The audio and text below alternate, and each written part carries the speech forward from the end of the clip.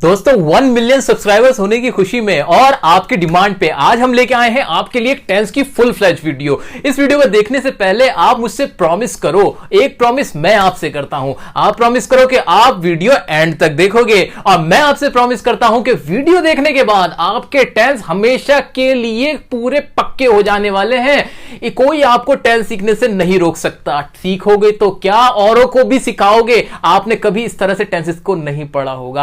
आपका आज दूसरा जन्म होने वाला है, तो कमर कस लीजिए पेन और कॉपी के साथ और मेरे साथ चलिए टेंसेस को सीखने।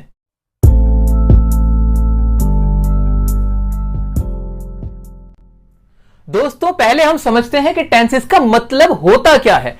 टेंसेस ऐसे रूल्स होते हैं इंग्लिश ग्रामर के जो हमें बताते हैं कि कोई भी काम कौन से समय में हो रहा है। तो क्या मैं कह सकता हूं कि टेंसेस का मतलब होता है टाइम, क्योंकि ये वक्त को ही तो बताते हैं। कोई भी काम हो रहा है, खाने का, पीने का, हंसने का, रोने का, वो कौन से समय में हो रहा है वो बता देते हैं हमारे टेंसेस। लेकिन क्या ये सिर्फ टाइम ही बताते हैं? मैं आपको एक एग्जांपल देता हूं। मैंने कहा मैं आपको पढ़ा रहा हूं, मैं आपको पढ़ा रहा हूं। इसमें काम क्या हो रहा है? काम हो रहा है पढ़ाने का। लिखकर भी देख लेते हैं, मैं आपको पढ़ा रहा हूं। तो काम तो हो गया पढ़ाने का, और आप समझ गए कि पढ़ा रहा हूं कोई से वक्त में हो रहा है, कोई से समय में हो रहा है। तो टेंसेस के रूल्स की मदद से हम इसकी इंग्लिश बना लेंगे। ये बात क्लियर हो गई। लेकिन क्या कोई और भी चीज है यहां पे जो मिसिंग है? जी हां, टेंसेस का मतलब सिर्फ टाइम ही नहीं होता। ये हमें बताते हैं कि वो जो काम हो रहा है वो कितना हुआ है। तो यानी टेंसेस में हम देखेंगे कि टाइम और वर्क।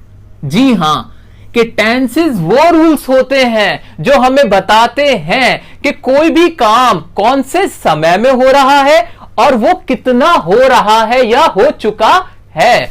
अब कोई भी रूल होगा उसकी मदद से हम ये जान लेंगे कि ये भी जो भी काम हो रहा है वो कितना हो चुका है और वो कौन से समय में हुआ है। एग्जाम्पल की मदद से इसको और समझेंगे कि ये सेंटेंस हमने लिखा था, मैं आपको पढ़ा रहा हूं।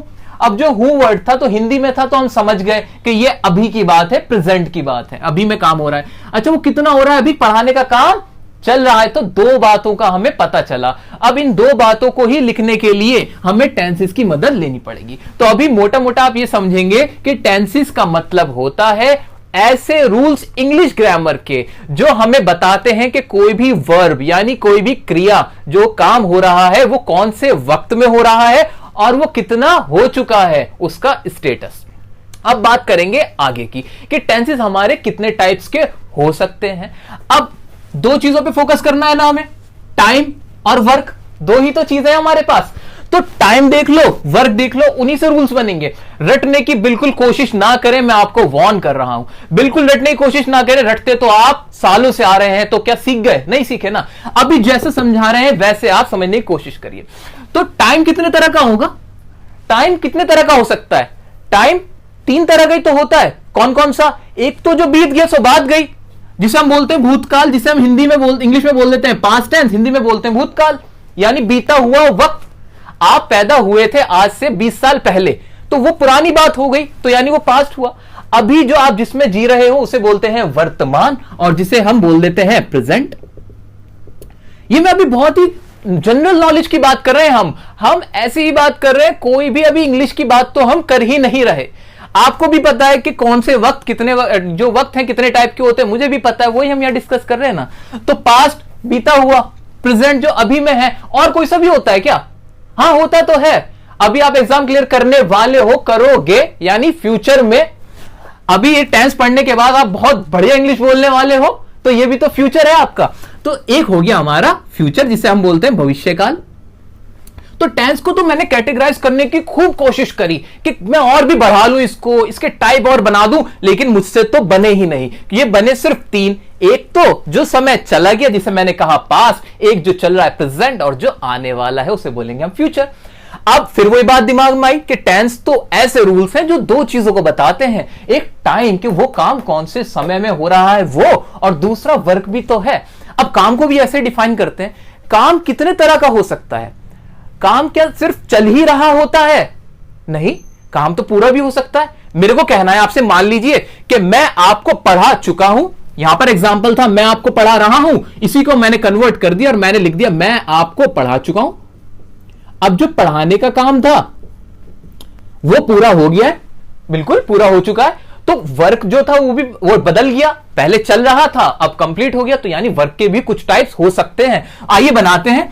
तो वर्क में मैंने देखा, एक तो मैंने देखा कंटिन्यूअस, जो काम लगातार चल रहा है उसे हमने बोल दिया कंटिन्यूअस, ठीक है।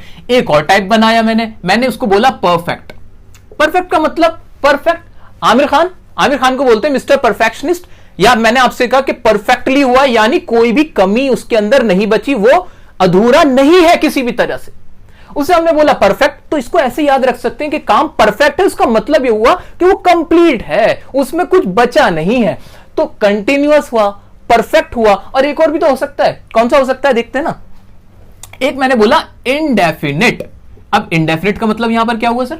इनडेफिनिट सुना है क्या? हाँ, एक वर्ड सुना है मैंने, डेफिनेटली करूंगा ये काम, निश्चित ही करूंगा। यानी डेफिनेट का मतलब हो गया पक्का, और इनडेफिनेट उसका उल्टा, यानी इनडेफिनेट जो पक्का नहीं है, अनिश्चित, जिसे हम क्या बोल सकते हैं? अनिश्चित, जो पक्का नहीं है। तो कोई काम ऐसा जो पक्का नहीं, आपको पता ही नहीं चल पाता कि वो चल रहा है या पूरा हो चुका है। अभी सबको डिटेल में पढ़ेंगे, बिल्कुल बेफिक्र रहिए। अभी आप सिर्फ एक मोटी मोटी नॉलेज ले लें, एक कॉन्सेप्चुअल क्लियरिटी हमें करनी है।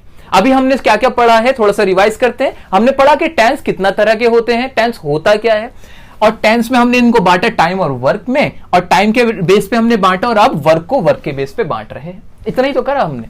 तो आइए इंडेफिनिट भी देख लिया। तो अभी तक तीन बांटे, एक काम कौन सा हो गया जो चल रहा है, एक काम जो कंप्लीट हो चुका है, और एक पढ़ा हमने जो अभी पता ही नहीं कि चल रहा है कि कंप्लीट है, वो बस नॉर्मल है। एक और होता है परफेक्ट कंटिन्यूअस। ये खामा खां का टेंस बनाया हुआ है परफेक्ट कंटिन्यूअस। इस तरह का कोई काम होना नहीं चाहिए था, लेकिन ग्रामर का रूल है इसलिए हमें पढ़ना है। ये अगर आपने पढ़ लिया तो इसे भी आसानी से पढ़ लोगे, उसके बारे में हम आगे बात करेंगे। तो दोस्तों अब हम टाइम और वर्क के बेसिस पे टेंस को कैटेगराइज करते हैं, देखते हैं कि टेंसेस कितने टाइप के बनते हैं इन दोनों के मिक्सचर से। तो आइए देखते हैं क्या है। तो टाइम कितने तरह का हुआ? एक तो हुआ प्रेजेंट, एक हुआ था हमारा पास्ट, और एक हो गया हमारा फ्यूचर, ठीक है। ये तो हो गया टाइम। अच्छा, वर्क कौन कौन से होंगे, वर्क को देखते हैं आइए। तो वर्क में हमने देखा था, एक तो था हमारा इंडेफिनिट, इसको मैं ठीक से लिख देता हूं, इंडेफिनिट। एक था हमारा कंटिन्यूअस, एक था हमारा परफेक्ट, और एक था हमारा परफेक्ट कंटिन्यूअस टेंस। अच्छा, अब इसका मतलब क्या हुआ? यानी प्रेजेंट में भी इंडेफिनिट होगा, ऐसा हो सकता है। हाँ जी, प्रेजेंट में काम हो रहा, टाइम जो है वो प्रेजेंट में, काम है हमारा इंडेफिनिट। ऐसे टाइम है प्रेजेंट, काम है हमारा कंटिन्यूअस, और ऐसे ही टाइम है हमारा प्रेजेंट, काम है हमारा परफेक्ट, टाइम है प्रेजेंट, काम है हमारा परफेक्ट कंटिन्यूअस। तो ये कितने टाइप के हो गए? ये हो गए जी 4 टाइप के। कितने? 4 टाइप के। तो मैं कह सकता हूं कि प्रेजेंट टेंस के हमारे 4 टाइप होते हैं, और वो 4 टाइप इस तरह से होते हैं।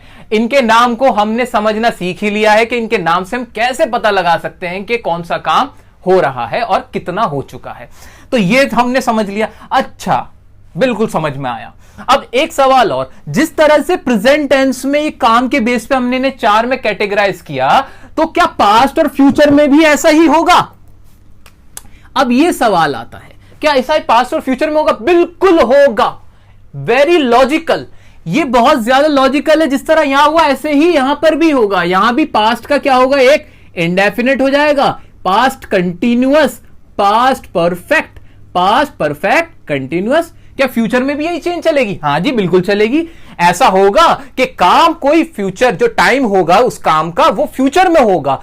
टाइम पता लग गया फ्यूचर का है, लेकिन जो काम हो रहा होगा, जो एक्टिविटी हो रही होगी, वो कैसी होगी? वो शायद कंटिन्यूअस हो, शायद इंडेफिनिट हो, शायद परफेक्ट हो, शायद परफेक्ट कंटिन्यूअस हो। हमें क्या पता? हमें तो रूल से मतलब है। इंडेफिनिट इसका भी हो गया, future indefinite, future continuous, future perfect, और फ्यूचर परफेक्ट कंटिन्यूअस। ये कुछ भी रटने की जरूरत बिल्कुल नहीं है। लोग कहते हैं कि जी 4 टाइप के सेंटेंस होते हैं, टेंसेस होते हैं, 3 होते हैं, इनके टोटल 12 ये वो। अरे नहीं सर, क्यों इतनी मेहनत कर रहे हो? कॉन्सेप्ट समझ लिया ना, टाइम वर्क दिमाग में ये बैठा लो, अपनी सारी ताकतों का इस्तेमाल करते हुए, अपनी जादुई शक्तियां जो भी हैं आपके अंदर, ये समझ लो टाइम और वर्क का कॉन्सेप्ट, और इसके बेस पे इनको कैटेगराइज इजीली कर लोगे। अब हमारा माइंड बिल्कुल क्लियर हो गया है। अब हमें यह समझ आ चुका है कि टेंसेस होते क्या हैं और उनके टाइप्स किस तरह से बने हैं। सर, आज तक आपने किसी किताब में यह नहीं पढ़ा होगा कि टेंसेस के जो टाइप्स हैं वो बनते कैसे हैं। हम इस वीडियो में यह डिस्कस कर रहे हैं कि टेंसेस के टाइप बने कैसे, यह इंपॉर्टेंट बात थी। इनको कैटेगराइज हम बिना रटे कैसे करें, यह इंपॉर्टेंट बात थी। तो अब हमारा एक ब्रॉड जो अंडरस्टैंडिंग है माइंड की वो हो चुकी है। अब हमारे को क्लियर कट आइडिया है कि हम क्या पढ़ने वाले हैं, यानी इन सब के अब हमें क्या पढ़ने हैं, रूल्स पढ़ने हैं। ये तो बहुत सारे हैं, 12 ये हैं, इनके भी अलग अलग टाइप्स होंगे, कैसे याद रखेंगे ये भी ट्रिक है। दोस्तों, अब हम वीडियो के उस पार्ट में आ गए हैं जहां मुझे आपका 100 and 200% कंसंट्रेशन चाहिए। यह कंसंट्रेशन आपको जिंदगी भर फायदा देने वाला है। यह कॉन्सेप्ट, सर ये कॉन्सेप्ट आप समझ लेंगे, सारे टेंसेस यहीं पर क्लियर होने वाले हैं। तो आइए अभी समझते हैं एक छोटी सी स्टोरी को। मैंने आपसे कहा कि आप अपने स्कूल की तरफ से किसी कंपटीशन में गए, कंपटीशन में भाग लेने आप गए हो, वहां पे और भी बहुत सारे स्कूल के बच्चे आए हुए हैं।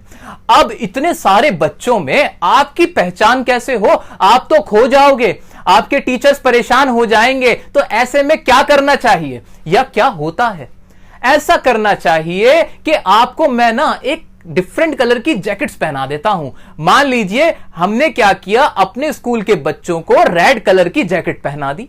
अब जो भी हमारे स्कूल के बच्चे हैं सब रेड जैकेट के अंदर, और जो दूसरे स्कूल के बच्चे हैं उनको हमने ग्रीन कलर की जैकेट पहना दी। एक और स्कूल के बच्चे हैं उनको हमने येलो कलर की जैकेट पहना दी। अब ये 3 कलर की जैकेट में हमारे सारे स्टूडेंट्स बैठे हुए हैं।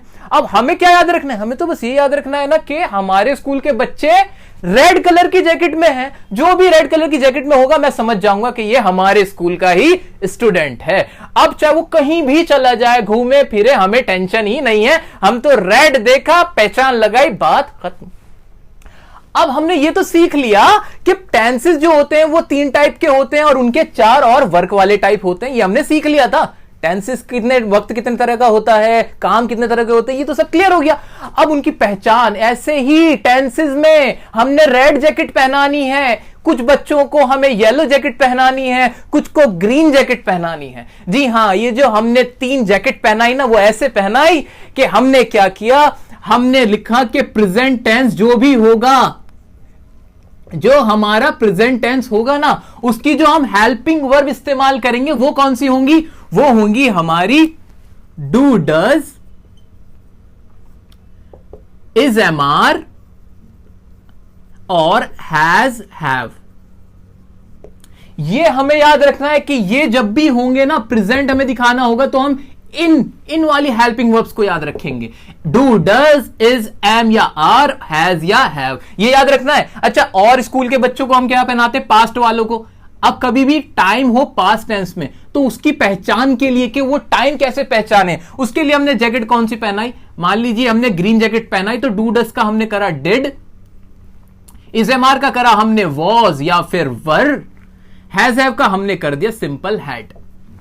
अब तीसरे स्कूल की तरफ बढ़ते हैं। उनके स्टूडेंट्स को भी तो हमने डिफरेंट जैकेट पहनाई। हमने क्या किया, फ्यूचर वालों को हमने कहा कि आप कुछ मत करिए, आप बस ये जैकेट पहन लीजिए, और इसके लिए हमने कुछ नहीं करा, हमने करा विल, शैल।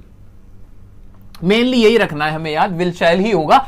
आगे वैसे होता है विल शैल हैव भी, अगर एक साथ हो तब भी आप समझ लेंगे फ्यूचर। मेन आपको इस पे फोकस करना है, विल शैल। इसकी बात जब करेंगे तब और इसकी अंडरस्टैंडिंग होगी हमें। तो अभी सिर्फ पहचान के लिए टेंसेस के अंदर ट्रांसलेशन के टाइम पे इंग्लिश पढ़ते हुए किसी भी सेंटेंस की हमें यह ध्यान देना है कि अगर हेल्पिंग वर्ब ये वाली है, ये हेल्पिंग वर्ब है, तो उसका टेंस का टाइम तो प्रेजेंट होगा।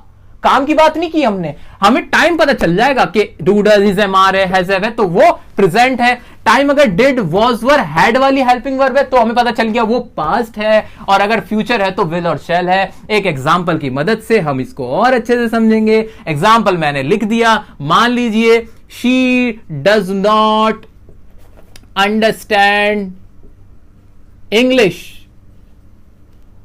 मुझे नहीं पता इसकी अभी हिंदी क्या है, मैंने तो इसको अभी पढ़ा ही नहीं है, लेकिन क्या मैं इस पोजीशन में हूं कि मैं समझ जाऊं कि इसमें टेंस कौन सा यूज हो रहा है? जी हां, बिल्कुल सही जवाब, डज आ रहा है यहां पे।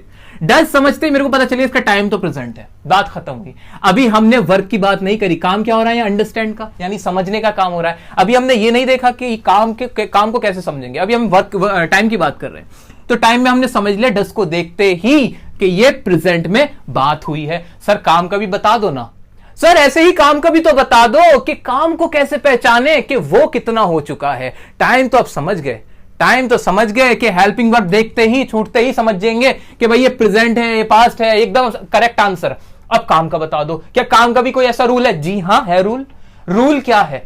जो हमारी ये वर्ब होती है ना, मेन वर्ब, ये फर्स्ट, सेकंड और थर्ड फॉर्म्स होती हैं। इसकी 3 फॉर्म्स होती हैं, फर्स्ट, सेकंड, थर्ड फॉर्म्स होती हैं जो भी वर्ब होती है। मान लीजिए गो है ना, तो गो तो ही उसकी फर्स्ट फॉर्म, सेकंड फॉर्म हो गई वेंट और थर्ड फॉर्म हो गई गॉन। 3 फॉर्म्स होती हैं जितनी भी हमारी एक्शन वर्ब होती है। ये बात आप अच्छे से समझ लीजिए। मैं बार बार कह रहा हूं कि जो इंपॉर्टेंट है, जो मोस्टली यूज होती हैं, उनकी थर्ड फॉर्म जितनी तीनों फॉर्म्स हम वीडियो के लास्ट में आपको दे देंगे। अभी आपको इतना याद रखना है कि 3 फॉर्म्स होती हैं, आपको पता भी होगा बहुत सो को। तो आपको अब इसके थ्रू पहचान करनी कि काम कितना हुआ है। जब भी वर्ब की फर्स्ट फॉर्म हो तो समझ लो कि काम कौन सा है, वो है इंडेफिनिट। कभी भी वर्ब की फर्स्ट फॉर्म देखो तो समझ लेना वो इंडेफिनिट है, मेनली वो इंडेफिनिट है। वर्ब की फर्स्ट फॉर्म के साथ, वर्ब की फर्स्ट फॉर्म के साथ अगर आईएनजी लगा हो, क्या लगा हो? आईएनजी। सर इसका मतलब क्या हुआ? आईएनजी मतलब ऐसे जैसे कि क्या मैंने आपके आगे लिख दिया रीडिंग, रीड के आगे क्या लगा दिया? जमा आईएनजी, पूरा क्या बन गया? रीडिंग। ऐसे मैंने लिख दिया कम और आखिर में क्या लिख दिया मैंने? कमिंग। तो reading, coming, going, listening, teaching, watching, जितने भी आईएनजी लगे हुए हैं, तो याद रखना मेरी बात, ये आईएनजी दिखाता है काम के चलते रहने को, यानी वो काम चल रहा है अभी। तो आईएनजी देखो, माइंड में एकदम क्लिक कर लो कि इस आईएनजी वर्ब जो हो रही है वो भी चल रही है, कुछ और मत देखो। जब भी वर्ब के साथ आईएनजी लगी हो, मेन वर्ब के साथ, आप समझ जाएंगे कि इसका मतलब क्या हुआ है कि वो काम अभी चल रहा है। अच्छा, तो 2 बातें भी पढ़ ली। फर्स्ट फॉर्म है तो वो इंडेफिनिट है, मेन वर्ब की फर्स्ट फॉर्म के साथ आईएनजी है तो वो क्या हो गया? कंटिन्यूअस हुआ। अच्छा, अब मेन वर्ब की जब थर्ड फॉर्म इस्तेमाल हो तो क्या होता है? थर्ड फॉर्म जब इस्तेमाल हो, थर्ड फॉर्म का मतलब ही अपने आप में होता है पूरा हो चुका होना। जैसे कि मैंने आपसे कहा she has gone, gone word यहां पर यूज किया, क्या यूज किया? ये वाला गॉन यूज कर लिया। अब इस गॉन का मतलब ही पता क्या है? गया हुआ। इसका मतलब जाना नहीं बन जाता, अब इसका मतलब ही हो गया गया हुआ। ऐसे मैंने एक वर्ड यूज किया टायर्ड, टायर्ड का मतलब हुआ थका हुआ। तो परफेक्ट में भी क्या होता है? परफेक्ट में होता ही यह है कि काम पूरा हो चुका होता है, यानी मेन वर्ब की जब थर्ड फॉर्म हुई तो हमें उसका अंदाजा लग गया कि ये टेंस में जो काम हुआ है वो परफेक्ट है, यानी वो पूरा हो चुका है। यानी अब हमें वर्ब को देख के भी अंदाजा लग गया है। एक बार इसको समराइज करेंगे। फर्स्ट फॉर्म होगी तो इंडेफिनिट, अगर फर्स्ट फॉर्म के साथ आईएनजी लगी होगी तो काम चल रहा है, कंटिन्यूअस है। वर्ब की थर्ड फॉर्म होगी तो वो हमेशा क्या होगा? परफेक्ट होगा। टाइम को देखकर, हेल्पिंग वर्ब्स को देखकर, जैकेट्स को देखकर टाइम पता चल गया, वर्ब को देखकर वर्क पता चल गया, टेंस का पूरा रूल पता चल गया। आइए अब इसको स्ट्रक्चर की फॉर्म देते हैं। हम बहुत आराम से बढ़ते चले जा रहे हैं अपने टारगेट की तरफ, और हमारा टारगेट है आज टेंस को सीखना। तो गाइज अब हमने बेसिक कॉन्सेप्ट्स को समझ लिया है, मेन वर्ब की कितनी फॉर्म्स होती हैं और कौन सी हेल्पिंग वर्ब्स क्या हैं, वो सब हम अब समझ चुके हैं। अब टाइम आया है प्रेजेंट इंडेफिनिट टेंस को स्टार्ट करने का। तो प्रेजेंट इंडेफिनिट टेंस का इस्तेमाल कब होता है? प्रेजेंट इंडेफिनिट टेंस का इस्तेमाल हम अपनी आदतों को बताने के लिए, अपना शेड्यूल बताने के लिए और अपना रूटीन बताने के लिए करते हैं। जी हां, जब भी आप प्रेजेंट इंडेफिनिट टेंस का इस्तेमाल करोगे तो यही वाले बातें बताओगे, इन्हीं सेंटेंसेस का आप इस्तेमाल करोगे। बहुत ज्यादा इस्तेमाल होता है, न्यूज़पेपर में भी इसका इस्तेमाल होता है, तो याद रखना न्यूज़पेपर्स के अंदर भी प्रेजेंट इंडेफिनिट टेंस में बहुत यूज किया जाता है। तो ये एक अलग चीज है। बाकी जो हमने 3 यूजेस पढ़े वो प्रेजेंट इंडेफिनिट टेंस के हैं। अच्छा, हिंदी में सर कैसे पहचानूं कि ये प्रेजेंट इंडेफिनिट टेंस का रूल लगेगा यहां पे? उसको पहचानने के लिए तरीका सुनिए। अब आप कोई भी हिंदी का सेंटेंस जिसके आखिर में क्या आवाज निकले, ता है, ती है, ते है, तो हो, तो आप प्रेजेंट इंडेफिनिट टेंस वहां लगा देना, बिना सोचे समझे बस लगा डालना। अगर ये वाली पहचान आप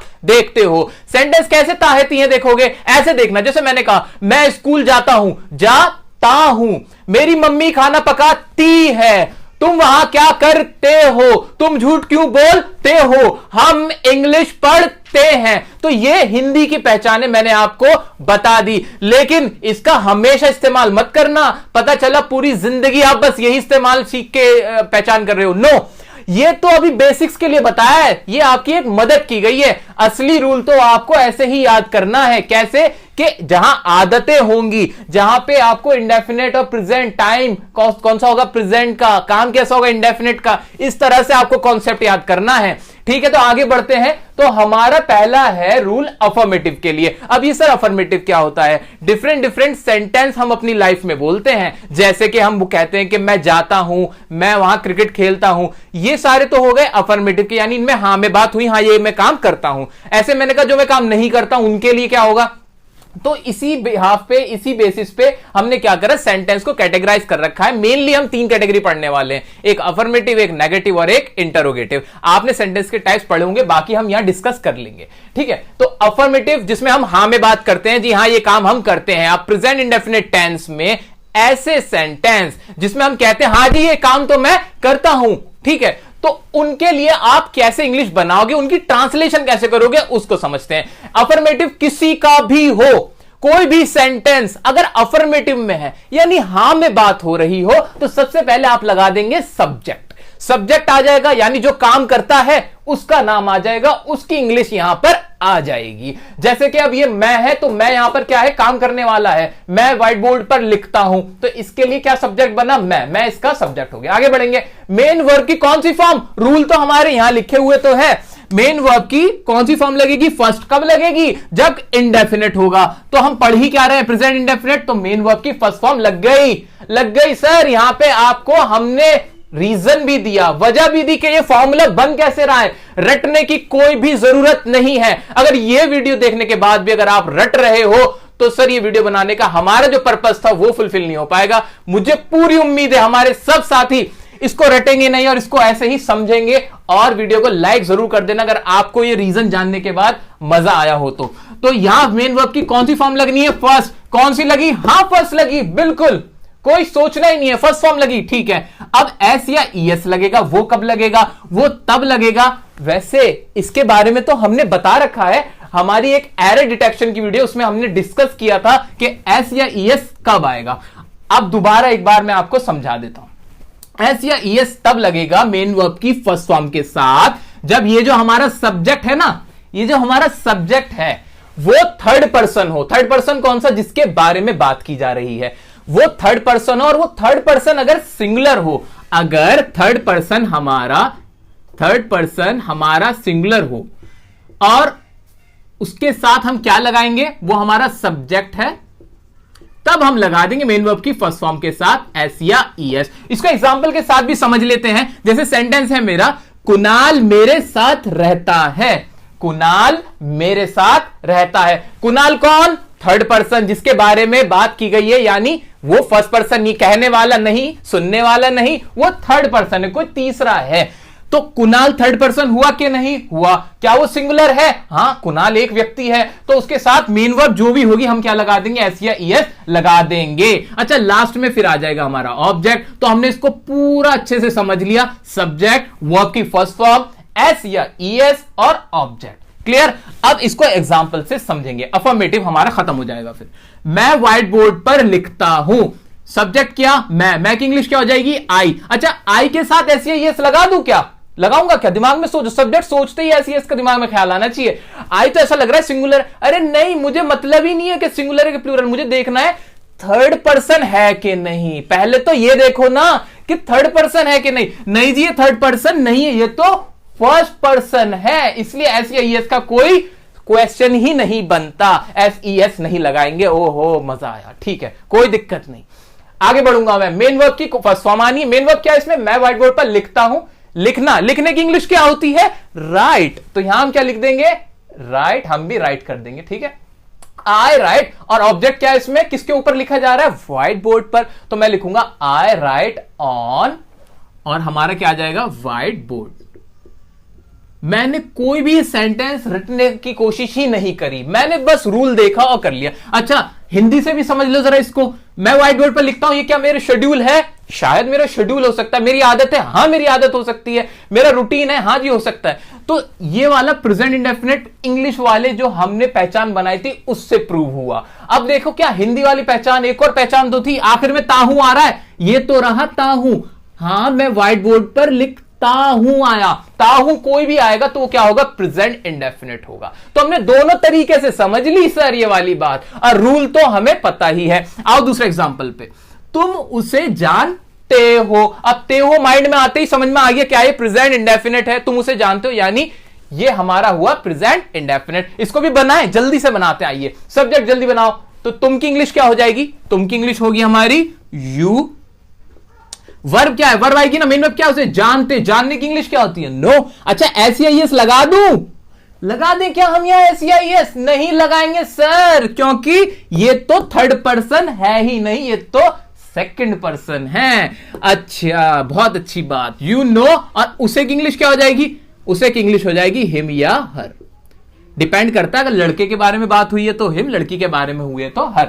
अगले एग्जांपल पे आ सकते हैं अब हम। कुणाल मेरे साथ रहता है, इसको हमने पहले पढ़ ही लिया है, तो कुणाल के साथ हमें पता है SEIS लगेगा। वर्ब क्या है इसके अंदर? रहता। रहने की इंग्लिश क्या होती है? लिव। S लगेगा? बिल्कुल लगेगा। Kunal lives with me. ये हमने इसके एग्जांपल करे अफर्मेटिव के। दोस्तों अब हम बात करने वाले हैं प्रेजेंट इंडेफिनिट टेंस के नेगेटिव सेंटेंस की। अफर्मेटिव हो चुका, नेगेटिव में देखते हैं क्या इसके अंदर चेंजेस हैं। बेसिक तो बात वही रहेगी कि नेगेटिव कोई सा भी होगा, नहीं वाला होगा।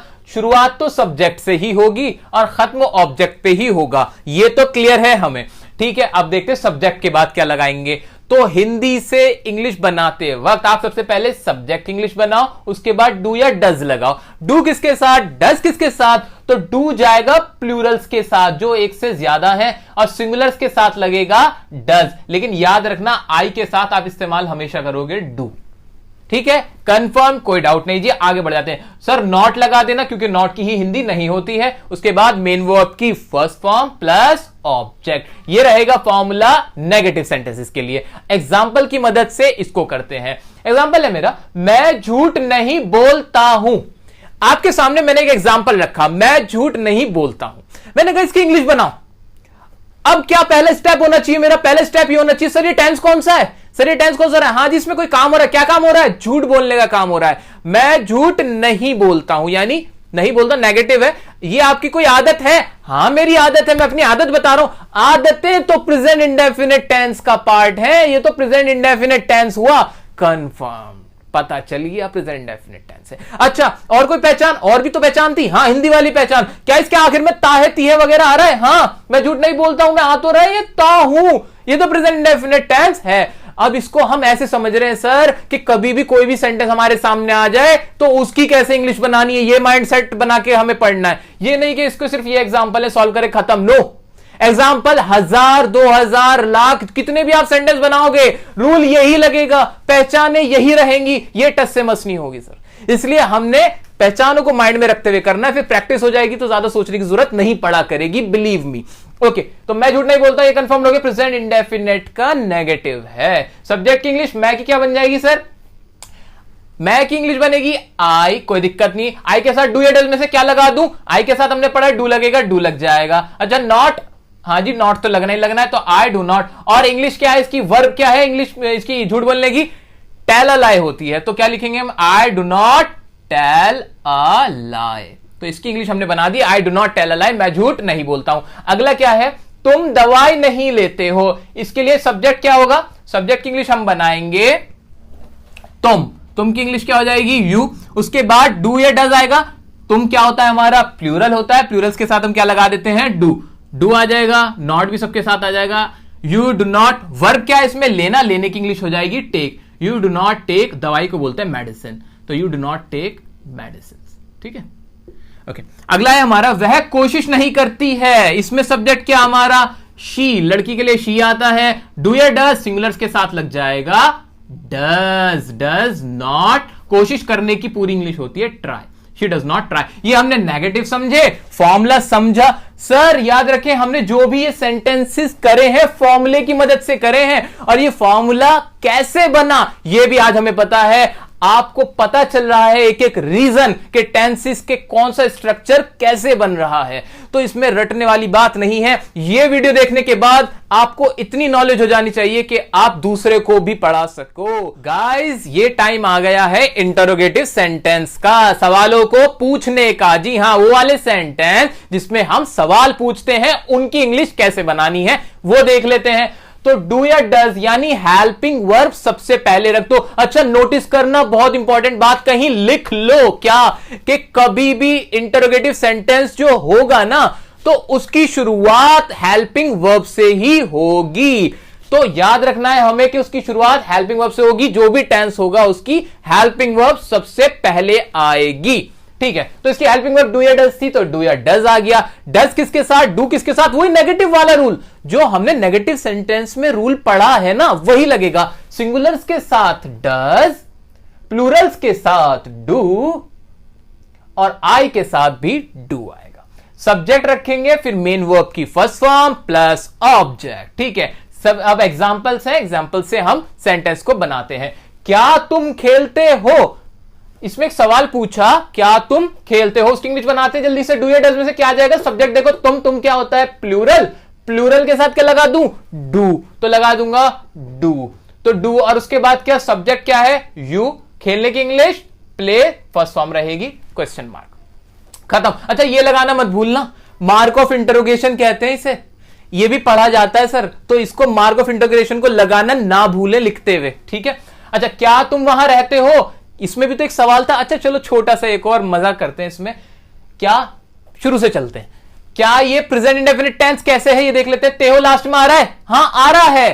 क्या ये एक आदत है, आपसे पूछा जा रहा है वहां रहते हो, रहने का काम करते हो जी, हाँ शेड्यूल है आपका वहीं पर रहने का, जी हाँ मेरी हैबिट है, मैं वहीं रहता हूं। ठीक है, आपने एक बात बता दी अपने बारे में, तो प्रेजेंट इंडेफिनिट टेंस प्रूव हो गया। ये सोचते हुए चलना है हमेशा। आपको कोई भी सेंटेंस देखो कि वो प्रेजेंट इंडेफिनिट है तो कैसे है, कंटिन्यूअस है तो कैसे। इंग्लिश बनाते हैं, यहां भी क्या आएगा, डू आएगा। क्यों आएगा आपको पता है, क्योंकि तुम के साथ डू आएगा। डू हमारा आ गया, फिर वर्ब क्या है, डू यू लिव, और वहां के लिए क्या आ जाएगा, देयर।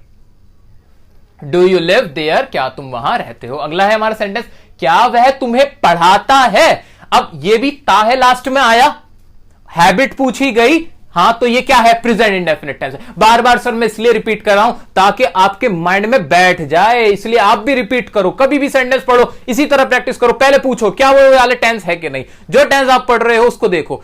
यही फॉर्मूला, यही स्ट्रेटेजी आप यूज करोगे तो ही दूसरे को पढ़ा पाओगे। ठीक है, अब क्या वह तुम्हें पढ़ाता है, क्या की इंग्लिश क्या आ जाएगी, डज। अच्छा, डज क्यों लगाया मैंने, अरे सर सब्जेक्ट ना सिंगुलर था, सब्जेक्ट सिंगुलर था, सिंगुलर के साथ डज लगता है, मैंने भी डज लगा दिया।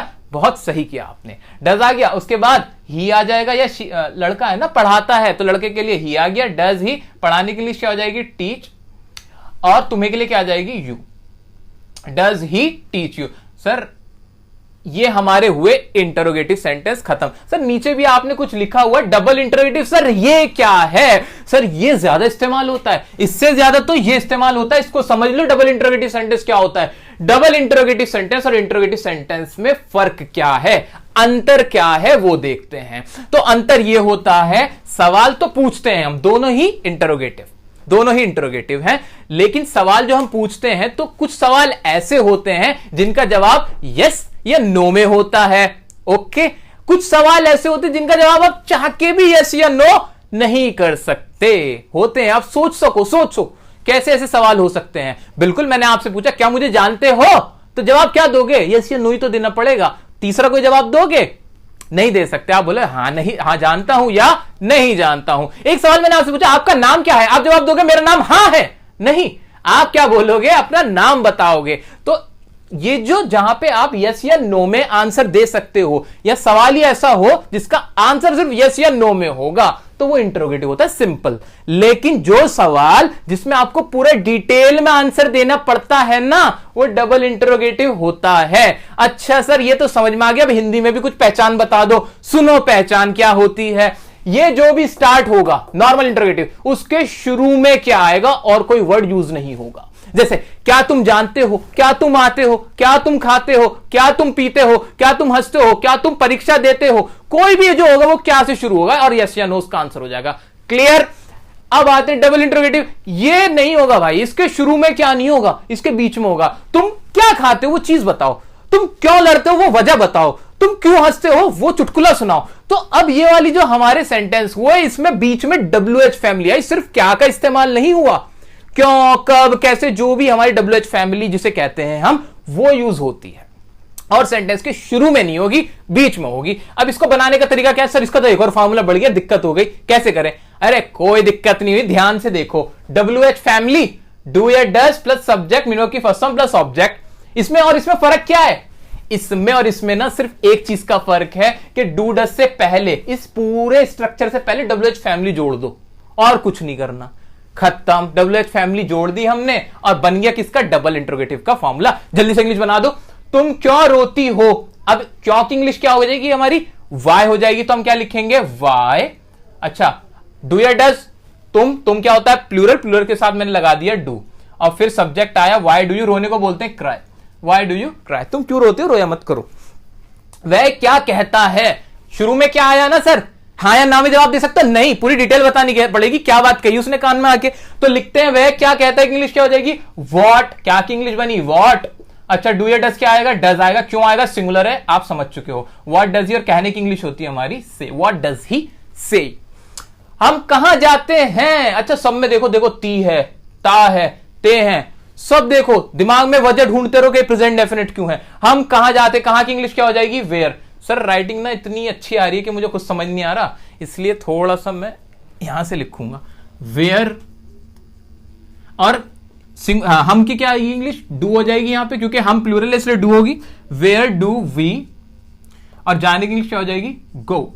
Where do we go, where do we go, हम कहां जाते हैं। तो ये खत्म हुए हमारा प्रेजेंट इंडेफिनिट के सारे इंटरोगेटिव, डबल इंटरोगेटिव, जो भी इसका अगला पिछला था, सारा हमने अच्छे से समझ लिया है। अब कोई भी सेंटेंस, पूरी दुनिया में कोई भी सेंटेंस जो आपके माइंड में आ सकता है, अगर वो प्रेजेंट इंडेफिनिट है, तो आपको उसकी इंग्लिश बनाने से कोई नहीं रोक सकता।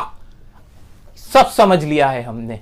ओके, तो अब बात करेंगे प्रेजेंट कंटिन्यूअस टेंस की। दोस्तों, हम टेंस पढ़ रहे हैं, और गाइस अब हम प्रेजेंट कंटिन्यूअस टेंस पढ़ रहे हैं। मैं आपसे बात कर रहा हूं, आप मुझे देख रहे हो। सर ये क्या कह रहे हो? जी हां, ये रहे हो, रही हो, रहे हो, ये जितने भी हैं, ये बता रहे हैं कि प्रेजेंट में कोई काम चल रहा है। और प्रेजेंट में जब भी कोई काम चल रहा हो, या मैं कह सकता हूं कि काम जब भी चल रहा हो, तो आपको करनी है दिल की बात। वो कैसे होगी जी? वो ऐसे होगी कि आप जब भी कंटिन्यूअस देखो, कोई भी टेंस हो, प्रेजेंट का, पास्ट का, फ्यूचर का, अगर वो चल रहा है, काम को चलते हुए दिखाने के लिए, तो हम क्या करते हैं? मेन वर्ब की फॉर्म लगाते हैं फर्स्ट, और उसके साथ लगा देते हैं आईएनजी, क्योंकि वो होती है उस सेंटेंस की दिल की धड़कन। अगर आप आईएनजी नहीं लगा रहे हो तो आप उसकी धड़कन रोक दोगे। तो याद रखना, अगर कंटिन्यूटी होगी तो हम लगाएंगे आईएनजी।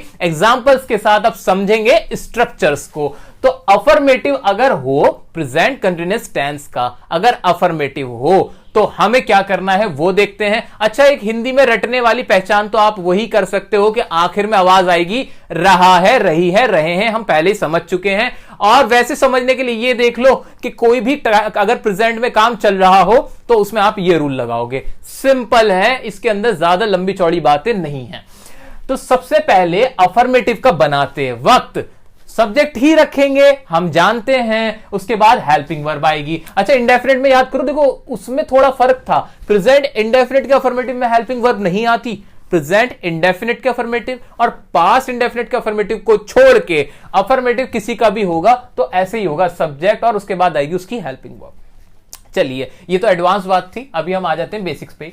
सब्जेक्ट, उसके बाद रखेंगे इज एम आर, उसकी हेल्पिंग वर्ब, फिर लगाएंगे ये दिल की धड़कन, मेन वर्ब की फर्स्ट फॉर्म प्लस आईएनजी। ठीक है, तो इसको मैं यहां इससे जोड़ देता हूं ताकि आप थोड़ा सा समझ पाओ।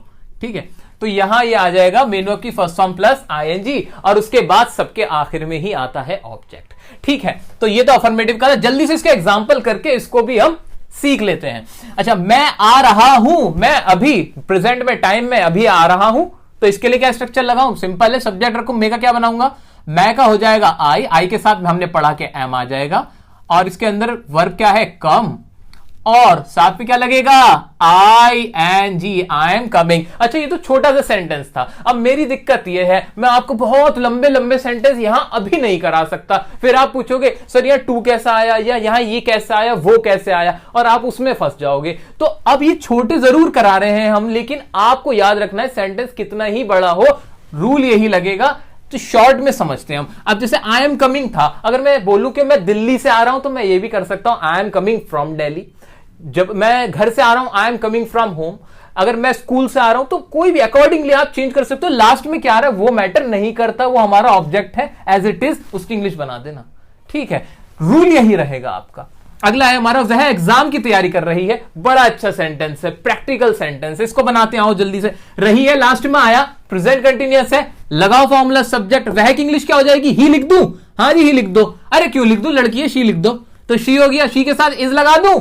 लगा दो, सिंगुलर्स के साथ इज आता है। अच्छा, उसके बाद वर्ब क्या इसके अंदर? तैयारी करना, एग्जाम की तैयारी करना, उसके लिए आ जाएगा प्रिपेयरिंग। ठीक है, शी इज प्रिपेयरिंग, आईएनजी लगाए, दिल की धड़कन, मैं दिल बना देता हूं ताकि याद रहे आपको इन सबके आगे। She is preparing for exam. ठीक है, ठीक है, ये भी हमारा हो गया। She is preparing for examination. तुम हमारे बारे में सोच रहे हो लास्ट में आया, प्रेजेंट में कोई काम चल रहा है, बनाते इसको भी। तुम की इंग्लिश हो जाएगी यू, यू प्लूरल होता है, प्लूरल्स के साथ क्या आ जाएगा? आर आएगा, यू आर। वर्ब क्या है इसमें? सोचना, सोचने की इंग्लिश होती है बच्चों थिंक, और थिंक के साथ क्या लगेगा? आईएनजी, दिल लग जाएगा। शी इज थिंकिंग अबाउट, बारे में के लिए आ गया अबाउट, और हमारे के लिए आ जाएगा us. She is thinking, you are thinking about us, sorry, you are thinking about us. Okay, so ये हमने अफर्मेटिव देखे। अब बारी आती है नेगेटिव की। अब नेगेटिव सेंटेंसेस में क्या होगा? कुछ नहीं होगा, सिर्फ नॉट लग जाएगा एज इट इज, जैसे हमने प्रेजेंट इंडेफिनिट का नेगेटिव देखा था। तो इसमें भी हम जल्दी से इन एग्जांपल्स को कर लेते हैं। स्ट्रक्चर देख लीजिए, subject plus is am are plus not, main verb की first form ING plus object. तुम्हारा भाई तुम्हें नहीं बुला रहा है। तुम्हारा भाई इसमें क्या है? सब्जेक्ट, तो लिखते हैं योर ब्रदर। अब ब्रदर सिंगुलर है कि प्लूरल है? भाई योर ब्रदर, तुम्हारा भाई एक है जी, तो लिख दूंगा is. Your brother is not, verb क्या होगी इसके साथ? बुलाने को बोलते हैं कॉल, लग जाएगा ING. Your brother is not calling you, इसकी इंग्लिश ये बनी। अगला एग्जांपल है, मैं तुम्हारे साथ नहीं आ रहा हूं, तो आई एम, आई के साथ एम लगाया, नॉट सबके साथ लग नहीं है, वर्ब है कम, और साथ में क्या लगा? ING. I am not coming, और साथ के लिए आ गया with you. I am not coming with you. वह मुझे नहीं समझ रहा है। अब इसके लिए क्या आ जाएगा? समझने के लिए ही इज नॉट गेटिंग, और मुझे के लिए आ गया me. He is not getting me. तो ये हमने अभी अफर्मेटिव देखा, नेगेटिव देखा, अब देखेंगे इंटरोगेटिव।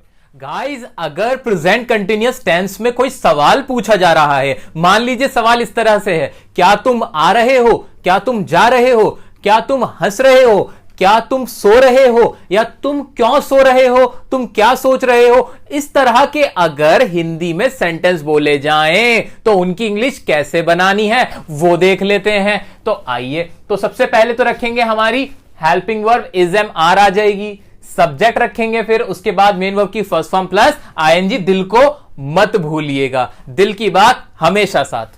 अब प्लस ऑब्जेक्ट, तो ये तो हो गया हमारा स्ट्रक्चर। अब एग्जाम्पल है, उनकी मदद से इसको और अच्छे से समझते हैं।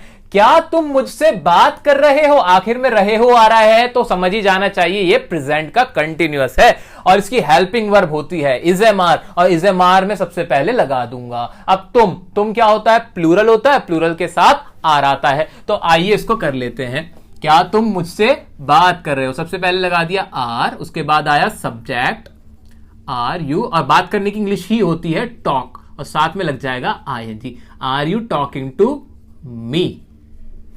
तो ये बनी इसकी English, are you talking to me. Next है हमारा, क्या वह अपने घर जा रही है? इसमें वह को देख के दिमाग में आया, वह होता है सिंगुलर, सिंगुलर के साथ लगा दूंगा मैं इज शी गोइंग टू, उसके घर के लिए क्या आ जाएगा? Her home. अपना घर यानी उसका घर, is she going to her home, ये भी हो गया। अगला है हमारा, क्या तुम अपना बर्थडे मना रहे हो? पूछ रहे हैं भाई बर्थडे मना रहे हो कि नहीं, तो क्या आ जाएगा? आर यू, मनाना कोई त्योहार मनाना हो, बर्थडे मनाना, उसके लिए आता है celebrate. Are you celebrating your birthday?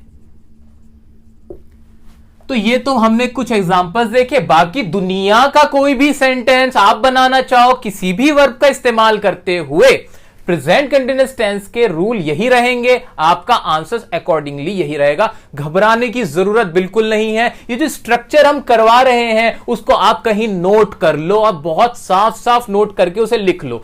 फिलहाल इतना कर लो, जब ये सारे आप स्ट्रक्चर्स नोट कर लोगे तो उसके बाद जब इन्हें कभी भी लेके बैठोगे ना, आप कुछ चुटकियों में समझ जाओगे, आपकी रिवीजन खुद हो जाने वाली है। तो इनको नोट कर लो, बहुत आराम से देख रहे हैं हम, जल्दबाजी नहीं करनी है हमें, कॉन्सेप्चुअल चलते हैं। अब आते हैं डबल इंटरोगेटिव। डबल इंटरोगेटिव में क्या है? कुछ भी नहीं, बस इज एम आर से पहले WH फैमिली लगानी है, वही करते हैं। आओ जल्दी से, तुम आज रात कहां जा रहे हो? तो क्या आ जाएगा? वेयर। कहां की इंग्लिश हुई? वेयर। और फिर वही बाकी का तो ये ऊपर वाला ही आ जाएगा, वेयर। इज एम आर में से लगाया R, where are you going, और आज रात के लिए आ गया टुनाइट। मैं तो कहीं नहीं जा रहा आज रात। आपका पता नहीं वह मुझसे बात क्यों नहीं कर रहा है? क्यों नहीं कर रहे हो आप बात? तो इसके लिए क्या हो जाएगा? वाई। क्यों की इंग्लिश बनती है वाई, WH फैमिली आपको लगा देना है, वाई। फिर क्या है? वह मुझसे, तो सब्जेक्ट सिंगुलर है हमारा, हम लिखेंगे is. Why is he not, बात करने की इंग्लिश हुई टॉक, ING लगेगा टू मी। ओके, नेक्स्ट है हमारा, तुम कौन सा फोन यूज कर रहे हो? जरा बताओ तो हमें। तो उसके लिए क्या आ जाएगा? कौन सा के लिए आ जाएगा? विच, और विच जब लगता है तो ऑब्जेक्ट भी साथ में आ जाता है। Which phone are you using?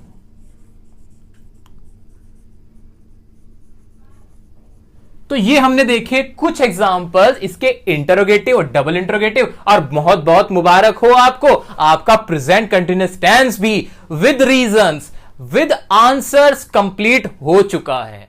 Guys, it's time to learn present perfect tense, यानी काम प्रेजेंट में है और वो परफेक्ट हो गया। परफेक्ट को सोचते ही दिमाग में आना चाहिए आमिर खान मिस्टर परफेक्शनिस्ट, यानी कोई उसमें अब कमी पेशी नहीं बची है, वो काम तो कंप्लीट हो गया। यानी कोई भी सेंटेंस अगर मैं बोलता हूं और उसमें मैं कहना चाहता हूं कि ये काम पूरा हो चुका है, तो मैं लगाऊंगा वहां परफेक्ट टेंस। टाइमिंग कौन सी है? ये प्रेजेंट वाली है, बस इतनी सी बात है। प्रेजेंट की कौन सी फॉर्म लगेगी? हैज, हैव, यानी इसकी हेल्पिंग वर्ब हो जाएगी। हेल्पिंग वर्ब से हमें पता चल जाएगा कि ये प्रेजेंट में है। और परफेक्ट कैसे पता चलेगा? जी हां, परफेक्ट देखते हैं चार्ट से। परफेक्ट पता चलेगा मेन वर्ब की थर्ड फॉर्म से। कॉन्सेप्ट तो यहीं पे ही हो गया खत्म। अब आप तो बहुत समझदार बन गए हो, बहुत इंटेलिजेंट हो गए, मुझे भी सिखा दोगे। तो अब बता दो कि कैसे कैसे क्या होना है। आइए मेरे साथ और इसको करते हैं जल्दी से पैकअप। अफर्मेटिव में क्या होगा वो देखते हैं। अच्छा, इससे पहले एक छोटी सी बात, हैज किसके साथ और हैव किसके साथ? सर, हैज में कम अक्षर हैं तो ये सिंगुलर के साथ, हैव में ज्यादा अक्षर हैं ये प्लूरल के साथ, लेकिन आई के साथ हैव ही लगेगा। बस ये एक एक्सेप्शन है, ये याद रख लेना है, ठीक है? इस तरह इसको भी याद रख लोगे। और वही अफर्मेटिव शुरुआत में तो सब्जेक्ट ही आएगा, जी हां सब्जेक्ट ही आएगा। उसके बाद हेल्पिंग वर्ब आती है, हां आती है। इसकी हेल्पिंग वर्ब क्या हुई? हैज हुई। मेन वर्ब की कौन सी फॉर्म? थर्ड फॉर्म यहां से आ गई, और लास्ट में ऑब्जेक्ट आता है। एग्जाम्पल करते हैं जल्दी से। मैं खाना खा चुका हूं। अच्छा, हिंदी में भी तो पहचान बता दो सर। हिंदी में चुका है, चुकी है, चुके हो, लिया है, दिया है, मतलब ऐसा ये जो कुछ फॉर्म्स हैं, ये जो मैंने आपको हिंदी में बताई हैं, असल में तो आपको सर यही देखना पड़ेगा कि काम पूरा हो जाए। आप कहना अगर ये चाहते हो कि मैंने ये पर्टिकुलर काम, ये कोई भी वर्ब मैंने कंप्लीट कर ली है, जैसे मैंने कहा मैंने ताजमहल देखा हुआ है, तो यानी वो काम मैंने पूरा किया हुआ है। मैंने जैसे पानी पी लिया है, तो पानी पी लिया सर, वो काम पूरा हो गया है, तो वो दिमाग में रखना। तो रटने की कोई, ये इनिशियल स्टेज के लिए हम लोग बात कर रहे हैं, अदरवाइज जरूरत नहीं है। तो मैं खाना खा चुका हूं, यानी खाने खाने का काम कंप्लीट कर लिया है, वो रटने वाली बात आ गई, चुका हूं लास्ट में आ रहा है। बनाते हैं इसको। आइए, मैं के लिए क्या आ जाएगा, आई के साथ मैंने लगा दिया हैव, क्योंकि आई के साथ हैव आता है। और फिर क्या है, वर्ब है। खाना खाने को इंग्लिश में बोलते हैं ईट, सेकंड फॉर्म होती है एट, थर्ड फॉर्म होती है eaten. I have eaten the food. ये बन गया जी मेरा सेंटेंस, इंग्लिश बन गई। हम उससे मिल चुके हैं, सब्जेक्ट क्या, वी, साथ में क्या आएगा, हैव। सर हैज लगाओ ना, अरे क्यों लगाऊं, प्लूरल के साथ तो हैव आता है। मीट की थर्ड फॉर्म होती है मैट, वी हैव मैट, और साथ में क्या लगा दिया मैंने, हिम। हर भी आ सकता है, लड़का लड़की देखना पड़ेगा। वह तुमसे मिल चुका है, वो पहले मिला हुआ है आपसे, तो यानी वो काम हो चुका है पूरा। तो वह तुमसे मिल चुका है, तो इसके लिए क्या आ जाएगा, लड़का है तो क्या आएगा, ही हैज मैट यू। ये कुछ एग्जांपल्स हमने कर लिए। इसके नेगेटिव पे आ जाते हैं। नेगेटिव में और इसमें फर्क क्या होगा, आप खुद सोचो दिमाग से, नेगेटिव में और इसमें फर्क क्या होगा। कोई फर्क नहीं होगा, सिर्फ लग जाएगा नॉट लगेगा, NOT नॉट। तो अब ये दो एग्जाम्पल मैंने आपके लिए दे दिए, ये मैं नहीं करूंगा, ये आप मुझे करके बताओगे। कुछ नहीं करना है, हैजर के बाद बस नॉट लगा देना। आपकी हिंट के लिए वर्ब की फॉर्म बता देता हूं। देखने की इंग्लिश हो जाती है सीन, और पहुंचने की इंग्लिश हो जाएगी, थर्ड फॉर्म लिख रहा हूं मैं यहां पे आपके लिए, रीच्ड। तो ये है, ये क्या है, थर्ड फॉर्म। तो आपको अगर दिक्कत आएगी तो इसमें आएगी, ये मैंने आपके लिए लिख दी फॉर्म, ये है थर्ड। दोस्तों इसका इंटरोगेटिव और देख लेते हैं। इंटरोगेटिव में भी क्या होगा, अब आप तो खुद बनाओगे स्ट्रक्चर, क्योंकि आप जानते हो कि कैसे बनना है। इंटरोगेटिव है तो सबसे पहले दिमाग में क्या आया कि शुरुआत में क्या आनी चाहिए, उसकी हेल्पिंग वर्ब। हाँ जी, हेल्पिंग वर्ब रख दी क्या, हाँ रख दी जी, हैव आ गया। सब्जेक्ट लगाना होता है, उसके बाद सब्जेक्ट रखा, हाँ सब्जेक्ट रखा। सब्जेक्ट के बाद फिर क्या लगती है, मेन वर्ब लगती है, हाँ मेन वर्ब लगती है। लेकिन क्योंकि ये परफेक्ट है, इसके लिए लगा दो फॉर्म थर्ड, लगा दी थर्ड। लास्ट में ऑब्जेक्ट आता है, रख दिया, हाँ जी रख दिया ऑब्जेक्ट, बन गया स्ट्रक्चर। रटा तो है ही नहीं। ठीक है, अब इसके कुछ एग्जांपल देखते हैं, जल्दी से उसकी इंग्लिश भी बना देते हैं। एग्जांपल क्या है, क्या तुम मैच जीत चुके हो, क्या तुम मैच जीत चुके हो, यानी मैच जीतने का काम खत्म हो गया है। तो बनाएंगे इसकी। तो सबसे पहले तो सब्जेक्ट क्या है, यू, इसके लिए क्या आ जाएगा, हैव, फिर आ जाएगा सब्जेक्ट, और जीतने की इंग्लिश होती है विन, वॉन, तो हैव यू वॉन, और लास्ट में क्या आ जाएगा, object, have you won the match. अच्छा, अगला एग्जांपल है, क्या तुमने काम कर लिया है, जो आप काम कर रहे थे, जो काम करते हो, वो काम क्या आपने पूरा कर लिया है, प्रेजेंट में पहले से चल रहा था और आपने फिनिश कर लिया है। तो हम बोलेंगे, अच्छा यहां वर्ड कीवर्ड है। याद रखना कि जो परफेक्ट होगा ना, ये है की आवाज निकलेगी, क्योंकि प्रेजेंट का परफेक्ट होगा।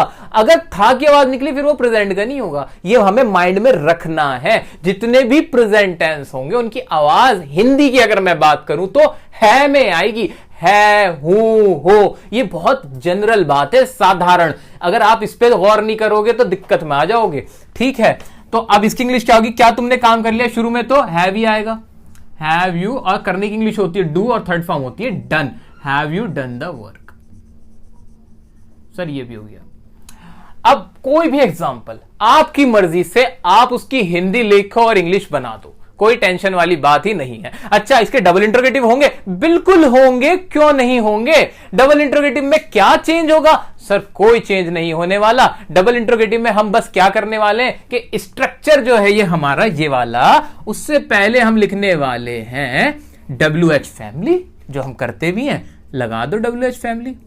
अच्छा, अपनी कॉपीज में आप अलग अलग ही लिखना, ये तो मैंने अपनी सुविधा के लिए, यहां थोड़ा सा मैं सेल्फिश हो रहा हूं, अपनी सुविधा के लिए कि दोबारा ना लिखना पड़े, मैं यहां से इसको रब करके लिख रहा हूं, आप अलग अलग लिखोगे।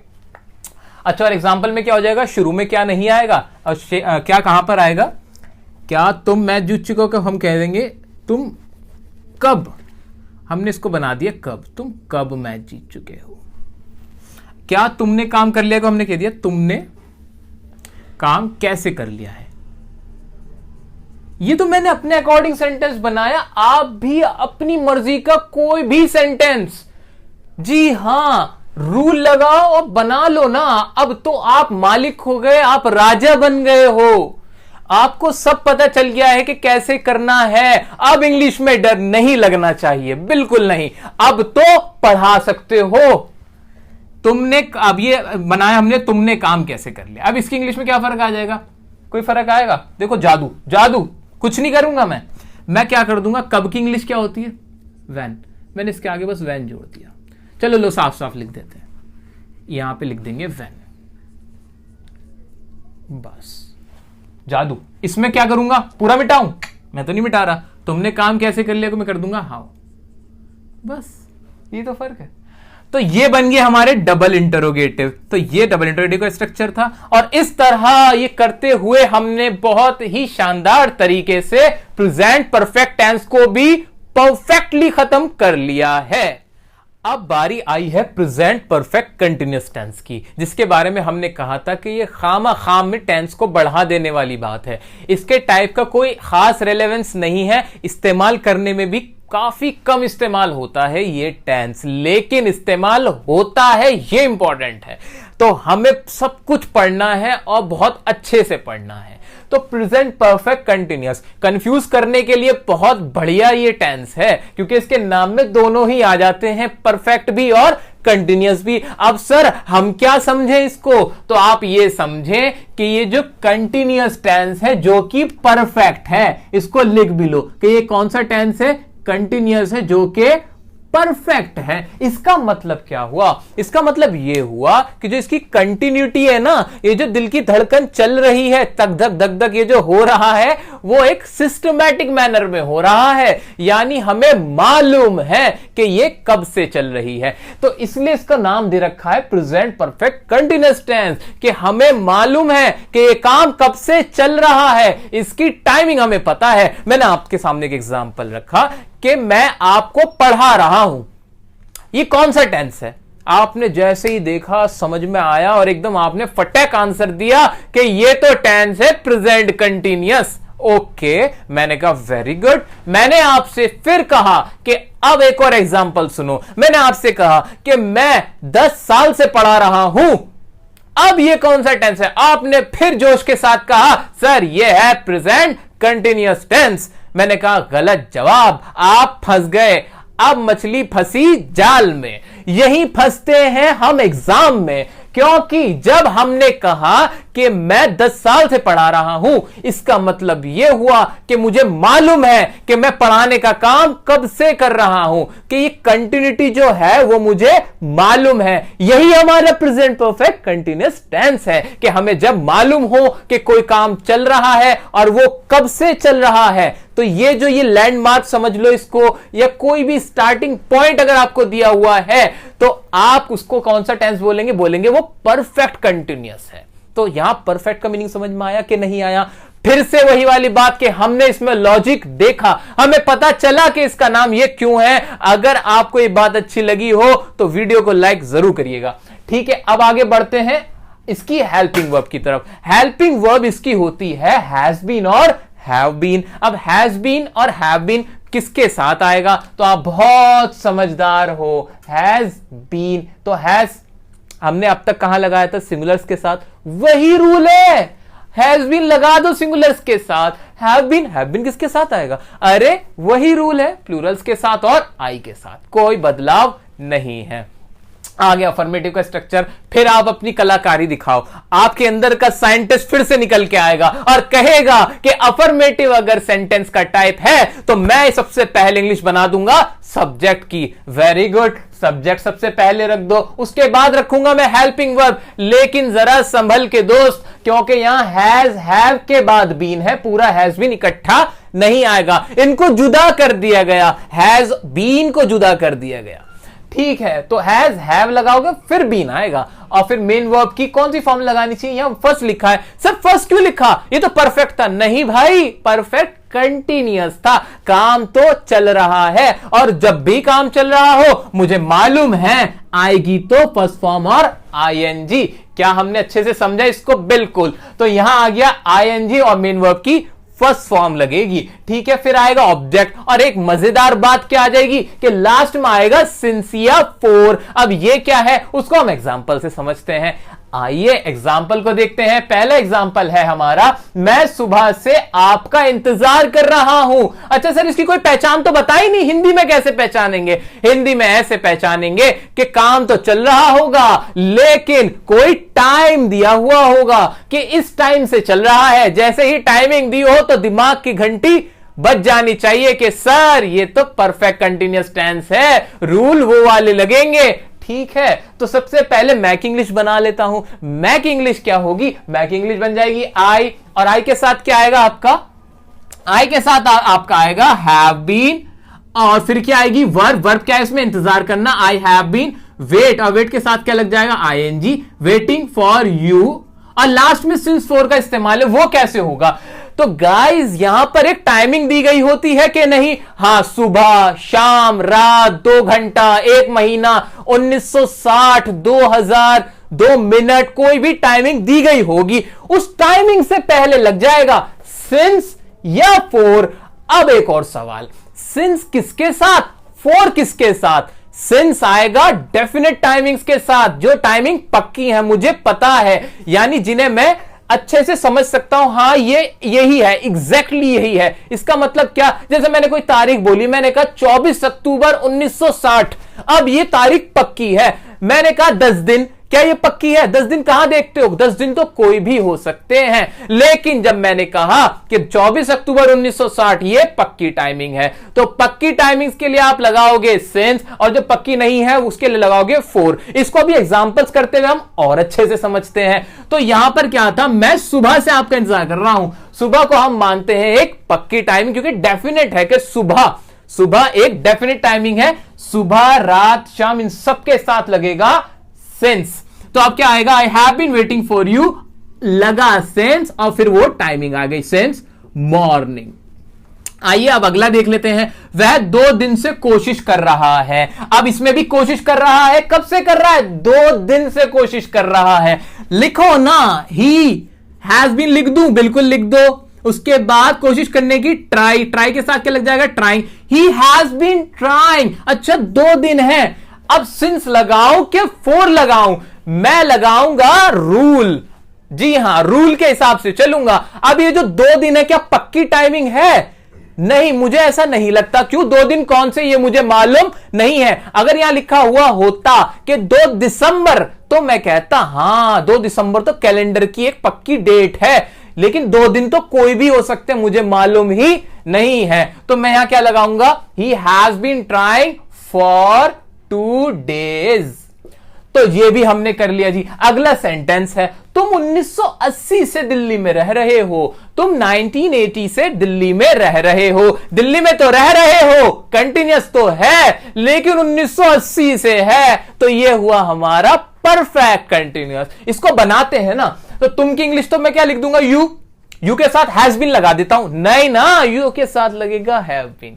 ठीक है, बिल्कुल सही बात, यू के साथ लगेगा हैव बीन, क्योंकि ये प्लूरल है। यू हैव बीन रहने की इंग्लिश होती है लिव, रिसाइड, जो भी आप लगाना चाहो। You have been living in Delhi, और अब क्या लगा दूं? 1980 है, सिंस लगाऊं के फॉर? आपको मालूम ही है 1980 एक पक्की टाइमिंग है, सिंस लगा दोगे, सिंस 1980। तो इस तरह हमने इन एग्जांपल्स की मदद से इसका पूरा स्ट्रक्चर समझ लिया। इसमें आपके कहीं ना कहीं सिंस वर्सेस फॉर की प्रेपोजिशन के रूल भी साथ में खत्म हो रहे हैं, तो ध्यान से इसको आप एक बार पढ़ लेना। अब आ जाते हैं नेगेटिव की तरफ। नेगेटिव की तरफ क्या चेंज होगा? कुछ भी नहीं, नॉट लगता है, बस वही रूल जो अब तक पढ़ते हुए आ रहे हैं ना हम, वही लगेगा। बस नोट में भी थोड़ा सा दिक्कत है, बीन के बीच में नॉट लगेगा। आपका बेटा 2 दिन से स्कूल नहीं आ रहा है। स्कूल तो आ ही नहीं रहा है, वो तो ठीक है भाई, ना आने का काम तो चल रहा है भाई साहब, लेकिन अगर 1 दिन की बात होती तो ठीक है, वो 2 दिन यानी टाइमिंग दे दी। 2 दिन से नहीं आ रहा। कहां जा रहा है आपका लड़का? तो देखते हैं कहां जा रहा है। आपका बेटा 2 दिन से स्कूल नहीं आ रहा है। बनाते हैं इसकी इंग्लिश। योर सन आ जाएगा, बिल्कुल आ जाएगा, सब्जेक्ट आ जाएगा। योर सन आपका लड़का 1 है, क्या लिखा मैंने? हैज बीन, हैज लगा दिया। अच्छा गलती हो गई, नॉट तो सर आपने लगाया ही नहीं, तो इसको हटाओ और लिखो क्या? Not. Your son has not been. और आने की इंग्लिश क्या होती है? Coming. Your son has not been coming to school, और कब से नहीं आ रहा? 2 दिन से। कौन से 2 दिन मुझे मालूम नहीं है, तो क्या लिखूंगा? 4 2 days। सिंपल। आगे आ जाओ। प्रियंका शाम से अपना लेसन याद कर रही है। कब से लेसन याद कर रही है सर? शाम से। शाम से याद कर रही है, उसे अब तक याद नहीं हुआ है। ठीक है, इसकी बना लेते हैं। क्या हो जाएगी इसकी इंग्लिश? यहां लिख देते हैं साफ साफ, प्रियंका, और प्रियंका सिंगुलर है तो मैंने इसलिए लगाया इसके साथ हैज नॉट बीन। याद करने की इंग्लिश होती है लर्न, और लर्न के लिए क्या लग जाता है? आईएनजी लगेगा। क्यों लग जाता है जी? क्योंकि कंटिन्यूअस है। Has not been learning her lesson, और शाम से। शाम के लिए हमने पढ़ा डेफिनेट टाइमिंग, हम लगाएंगे सिंस इवनिंग। अच्छा देखो, एक बार इसको पढ़ के देखते कैसा लगता है। Priyanka has not been learning her lesson since evening. ऐसा लग रहा है कि आपने तो पता नहीं कौन सा सेंटेंस बोल दिया। यही होता है आपके साथ। कोई भी अगर आपसे ये सेंटेंस बोल देता है तो आपको लगने लगता है पता नहीं उसने कितनी हाई क्लास की इंग्लिश बोल दी, बड़ी एडवांस बोल दी, हमारे तो सर पे बाउंसर गया। सर आप भी यही बोलोगे, इसमें कुछ भी नहीं था, कुछ भी नहीं है इसके अंदर, सिंपल सी चीजें हैं। तो इसको अच्छे से समझ लो, घोट लो, पक्का कर लो और यूज करना शुरू कर दो। अच्छा, इसके इंटरोगेटिव होंगे? बिल्कुल होंगे। रूल वही वाला, वही पुराना रूल। सबसे पहले helping verb, subject, main verb, object. जी हां, सबसे पहले हैज हैव लगाया कि नहीं? लगा दिया। फिर लेकिन सब्जेक्ट लगेगा और उसके बाद बीच में बीन आएगा, तो थोड़ा सा डिफरेंस है, लिटिल सा, वो आप देख लेना। बीन प्लस मेन वर्ब की फर्स्ट फॉर्म वही आईएनजी रहेगी, ऑब्जेक्ट प्लस सिंस। एग्जांपल के साथ समझेंगे। क्या तुम 10 साल से यहां काम कर रहे हो? 10 साल, दिमाग में घंटी बजनी चाहिए। क्यों? ये यहां पे 10 साल एक टाइमिंग आ गई, इसलिए हम बोलेंगे कि ये कौन सा कंटिन्यूअस है? परफेक्ट कंटिन्यूअस है। इसकी इंग्लिश बनाते हैं। शुरू में क्या आ गया? यानी नॉर्मल इंट्रोगेटिव है। तो अब इसके आगे हम सबसे पहले लिखेंगे have you been working here, और 10 साल के लिए क्या लगा दूं? सिंस लगा दूं क्या? नहीं सर, सिंस नहीं आएगा, यहां आएगा 4। क्यों आएगा? क्योंकि 10 साल पक्की टाइमिंग नहीं है, और पक्की टाइमिंग के लिए हम क्या लगाते हैं? 4। अच्छा, मेरा आपसे एक सवाल, अगर यहां पर 10 साल ना होता और यहां होता 10 जनवरी, तो क्या 4 लगा रहता? अगर हमारे क्वेश्चन में 10 साल की जगह लिखा होता 10 जनवरी, 10 साल की जगह लिखा होता 10 जनवरी, तो क्या सेंटेंस यही बना रहता?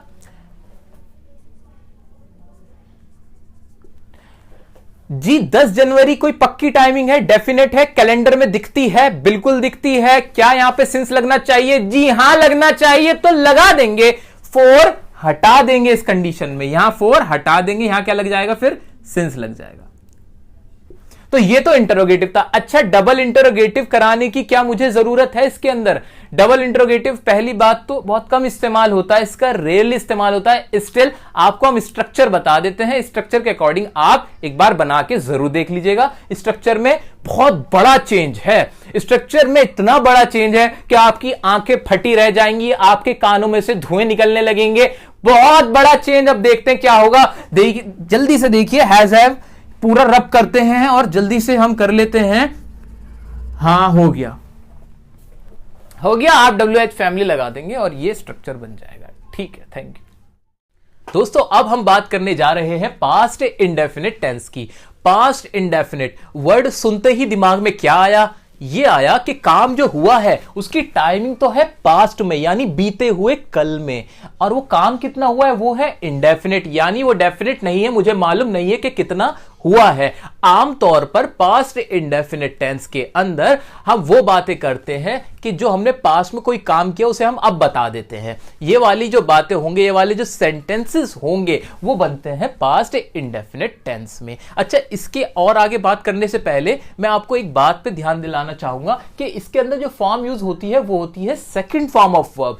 पास्ट इंडेफिनिट के अंदर फॉर्म ऑफ वर्ब यूज होगी सेकंड। जो हमारी 3 फॉर्म्स ऑफ वर्ब होती है ना, फर्स्ट सेकंड थर्ड, उसमें जो सेकंड होगी वो होगी पास्ट इंडेफिनिट में इस्तेमाल। अच्छा एक बात और, इसको याद कैसे रखोगे? इसको याद रखना ना बहुत ही आसान काम है। वो कैसे कि जो हमारी तीनों फॉर्म हुई उसमें फर्स्ट और थर्ड का तो बहुत जगह इस्तेमाल होता है, लेकिन ये जो सेकंड फॉर्म होती है ना, सेकंड फॉर्म का सिर्फ और सिर्फ इस्तेमाल पूरी इंग्लिश के अंदर सिर्फ पास्ट इंडेफिनिट में होता है। मैं ये कह सकता हूं कि सेकंड फॉर्म बनाई ही गई है इस पास्ट इंडेफिनिट के लिए। तो ये याद रखना बहुत आसान काम है, बहुत स्पेशल टेंस है। अच्छा इसकी बात करते हैं कि इसका इस्तेमाल कितना होता है। पास्ट इंडेफिनिट का बहुत ज्यादा इस्तेमाल होता है। कैसे? क्योंकि हम लोगों की टेंडेंसी होती है, ह्यूमन बींग्स की एक आदत होती है कि हम लोग बात करते हैं पुरानी, पिछली, मैंने ये किया, मैंने वो किया, मैं वहां गया, मैं ये घूमा, ये वो, जितनी भी आप अपनी बातें बताते हो, घटनाएं बताते हो, वो सब किस में बताते हो? आप पास्ट इंडेफिनिट में ही बताते हो। तो इसका इस्तेमाल बहुत ही ज्यादा होता है, तो इसको बहुत अच्छे से पढ़ना है हमें। अच्छा अब एक बात और मेरे दिमाग में आ रही है, वो क्या है? जब मैं इस चार्ट को देखता हूं, यहां तो ये लिखा है कि अगर टेंस इंडेफिनिट हो तो फॉर्म ऑफ वर्ब लगेगी फर्स्ट। आप समझ पा रहे हैं मैं क्या कह रहा हूं? मैं कहना ये चाहता हूं कि हमने तो ये पढ़ा है कि अगर कोई भी टेंस है वो इंडेफिनिट है तो उसके साथ फॉर्म तो लगेगी वर्ब की, मेन वर्ब की फर्स्ट। लेकिन पास्ट इंडेफिनिट में सेकंड फॉर्म कैसे आ गई? इसका जवाब ये है कि सिर्फ यही एक टेंस है, ये ही एक टेंस है जिसके अंदर एक एक्सेप्शन है कि इंडेफिनिट तो है लेकिन फॉर्म लगेगी सेकंड। तो हमने ये पढ़ा कि ये एक एक्सेप्शन है, इस रूल का सिर्फ एक एक्सेप्शन है, वो है ये हमारा क्या? Past indefinite tense. अच्छा एक्सेप्शन याद कैसे होगी? अरे याद करने की जरूरत ही नहीं पड़ेगी, क्योंकि मैंने बोला तो आपसे कि वर्ब की सेकंड फॉर्म सिर्फ और सिर्फ पास्ट इंडेफिनिट में इस्तेमाल की जाएगी। ओके अब आगे बात करते हैं इसकी। पास्ट इंडेफिनिट की हिंदी में कैसे पहचान याद रखोगे? हिंदी में पहचान इसकी होती है कि कोई भी सेंटेंस जब हम हिंदी में बोलते हैं तो उसके आखिर में आवाज आती है आ, ई, ए, ओ, ता था, ती थी, ते थे, इन पे खत्म होता है। ये तो हो गई रटने वाली बात। नॉर्मली मैंने बोला है कि कोई भी आपने घटना बताई कि ऐसा हुआ, मैं वहां गया, मैंने ये किया, मैंने वो किया, मैंने खाना खाया, हम उससे मिले, इस तरह की जो भी घटनाएं होती हैं, इवेंट्स होते हैं जो घट चुके होते हैं पास्ट में, उसको हम बताते हैं पास्ट इंडेफिनिट टेंस में। आइए एग्जांपल्स की मदद से हम इसको और अच्छे से समझते हैं। इसका अफर्मेटिव सबसे पहले देखेंगे। अफर्मेटिव का क्या स्ट्रक्चर होगा? अफर्मेटिव का अब तक आप बनाना जान चुके हो स्ट्रक्चर। सबसे पहले तो सब्जेक्ट ही आएगा, हाँ जी सब्जेक्ट ही आएगा। अच्छा फिर मेन वर्ब की सेकंड फॉर्म, ये भी अब समझ में आ चुका है, हमने पढ़ा है कि पास्ट में सेकंड फॉर्म लगती है। अच्छा इसमें और प्रेजेंट इंडेफिनिट में कुछ सिमिलैरिटी आपको नजर आ रही है? हाँ एक सिमिलैरिटी है, प्रेजेंट इंडेफिनिट के अफर्मेटिव में भी सब्जेक्ट के बाद कोई हेल्पिंग वर्ब नहीं थी। हाँ इसके अंदर भी कोई हेल्पिंग वर्ब नहीं है। तो ये दोनों कहीं ना कहीं कुछ ना कुछ तो इनका रिश्ता जरूर है। टाइम तो अलग है, वक्त तो इनका दूसरा है, लेकिन फिर भी इनके अंदर कुछ ना कुछ सिमिलैरिटी है। बिल्कुल। तो इन दो ही टेंस में ऐसा होता है, प्रेजेंट इंडेफिनिट के अफर्मेटिव में और पास्ट इंडेफिनिट के अफर्मेटिव में, कि सब्जेक्ट के बाद हेल्पिंग वर्ब का इस्तेमाल नहीं होता। तो अच्छा तो क्या मुझे एक और पहचान समझ में आई? हाँ अगर इंग्लिश पढ़ रहा हूं मैं, मान लो मैं एक न्यूज़पेपर पढ़ रहा हूं और मुझे पहचान करनी है कि कौन से टेंस में इसकी हिंदी कैसे बनाऊं, तो उसका एक और तरीका भी निकल के आया मेरे पास। क्या? कि सब्जेक्ट हो कोई और उसके फौरन बाद, जस्ट उसके बाद में क्या हो, वर्ब की सेकंड फॉर्म हो, तो मैं समझ जाऊंगा कि इसकी हिंदी जो भी बनेगी वो पास्ट इंडेफिनिट की बनेगी, यानी उसके आखिर में आ, ई, ए, ओ, ता था, ती थी, इस तरह की आवाज निकलेगी। वो काम ऐसे होगा। तो ये मैंने आपको बताई न्यूज़पेपर या क्वेश्चंस में इंग्लिश से हिंदी कैसे बना सकते हो, उसकी ये ट्रिक थी। तो नोट कर लेना। वीडियो अगर अच्छी लग रही है तो लाइक जरूर करना दोस्तों, ठीक है। अब आगे देखेंगे, लास्ट में आ जाएगा ऑब्जेक्ट, ठीक है। तो ये तो अफर्मेटिव का स्ट्रक्चर था। अब इसके सेंटेंस की बात कर लेते हैं। सेंटेंस है वह आया, हम उससे मिले, पास्ट की बात है, हम उससे मिले, मुझे मेरे पापा ने बुलाया, मेरे पापा ने मुझे बुलाया। अच्छा अब वही पहचान जो हिंदी की रटने वाली बात ये हुई, हिंदी की ये कि देखो ये आया, आ की आवाज आई, उससे मिले, ए की आवाज आई, मुझे मेरे पापा ने बुलाया, इसमें भी आ की आवाज आई। या कोई सेंटेंस हो सकता है कि मैं आपसे मिलना चाहता था, तो उसमें ता था आवाज आ जाती, ठीक है। हम आपसे कहना चाहते थे आवाज आ जाती। तो ये ता था, ये सब रटने वाली बात है। अगर आपको अभी इनिशियल स्टेज में दिक्कत आ रही है तो इस रटने वाली टेक्निक को भी आप अपना सकते हो। वैसे तो मुझे समझ में आ रहा है कि पास्ट की बात हो रही है। अगर यहां पर है हो जाता, अगर यहां पे हूं हो जाता या है हो जाता, अगर कोई ऐसा होता जिसको जो प्रेजेंट की पहचान होता, क्योंकि है, हूं, है, हो, ये तो प्रेजेंट की बात करते हैं, चलते हुए वक्त की बात करते हैं, प्रेजेंट टाइम में हम हैं। लेकिन यहां पर अगर ये ना हो तो ये पास्ट इंडेफिनिट होगा, पास्ट की बात होगी। तो प्रेजेंट परफेक्ट टेंस में हमेशा है, हूं, होगा। मैं कंपैरिजन क्यों करा रहा हूं आपको, इसलिए करा रहा हूं कि कोई भी डाउट, एक सिंगल डाउट भी ना रहे कि सर अगर यहां होता वह आया है, अगर है लगा हुआ होता तो पास्ट कभी नहीं होगा, कभी भी नहीं होगा। कभी भी है, हूं, है, हो तो पास्ट वो हो ही नहीं सकता।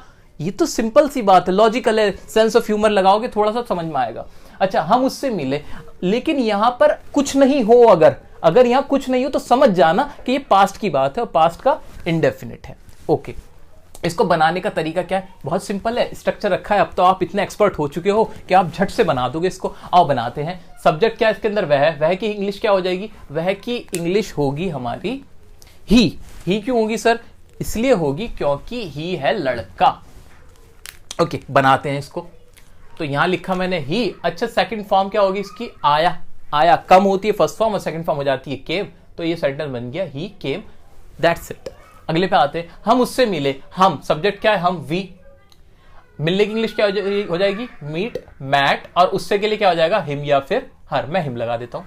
मुझे मेरे पापा ने बुलाया। किसको बुलाया? मुझे, मेरे पापा ने। तो माय फादर सब्जेक्ट हुआ हमारा।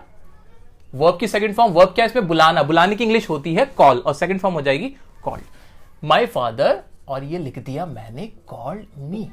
कोई भी सेंटेंस आ जाए। अब ये पॉसिबल नहीं है कि मैं आपको 50 सेंटेंस यहां पे कराऊं, लेकिन यही एक यूनिवर्सल रूल है। कोई घबराने वाली बात नहीं, बिल्कुल कॉन्फिडेंस के साथ कोई भी सेंटेंस आ जाए इसी तरह बनाना, स्ट्रक्चर अप्लाई करो, सब्जेक्ट रखो, वर्ब की साइड में, और बाकी चीजें जो भी आ जाए, जितना ही बड़ा सेंटेंस है वो लास्ट में रख दो। अब आ जाते हैं इसके नेगेटिव पे। अच्छा, नेगेटिव में क्या हो सकता है? Subject plus did plus not plus main verb की फर्स्ट फॉर्म प्लस ऑब्जेक्ट, कुछ भी नहीं करा, वही था, हेल्पिंग वर्ब थी और उसके साथ नॉट लगाया। अच्छा, लेकिन कुछ एक चीज है जो मेरे को समझनी है।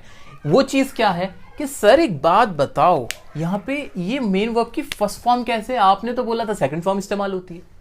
हाँ, बोला तो था सेकंड फॉर्म इस्तेमाल होती है, लेकिन अब सुनो इसका आंसर। ये जो डिड लगा है, ये किसकी सेकंड फॉर्म है आप बताओ?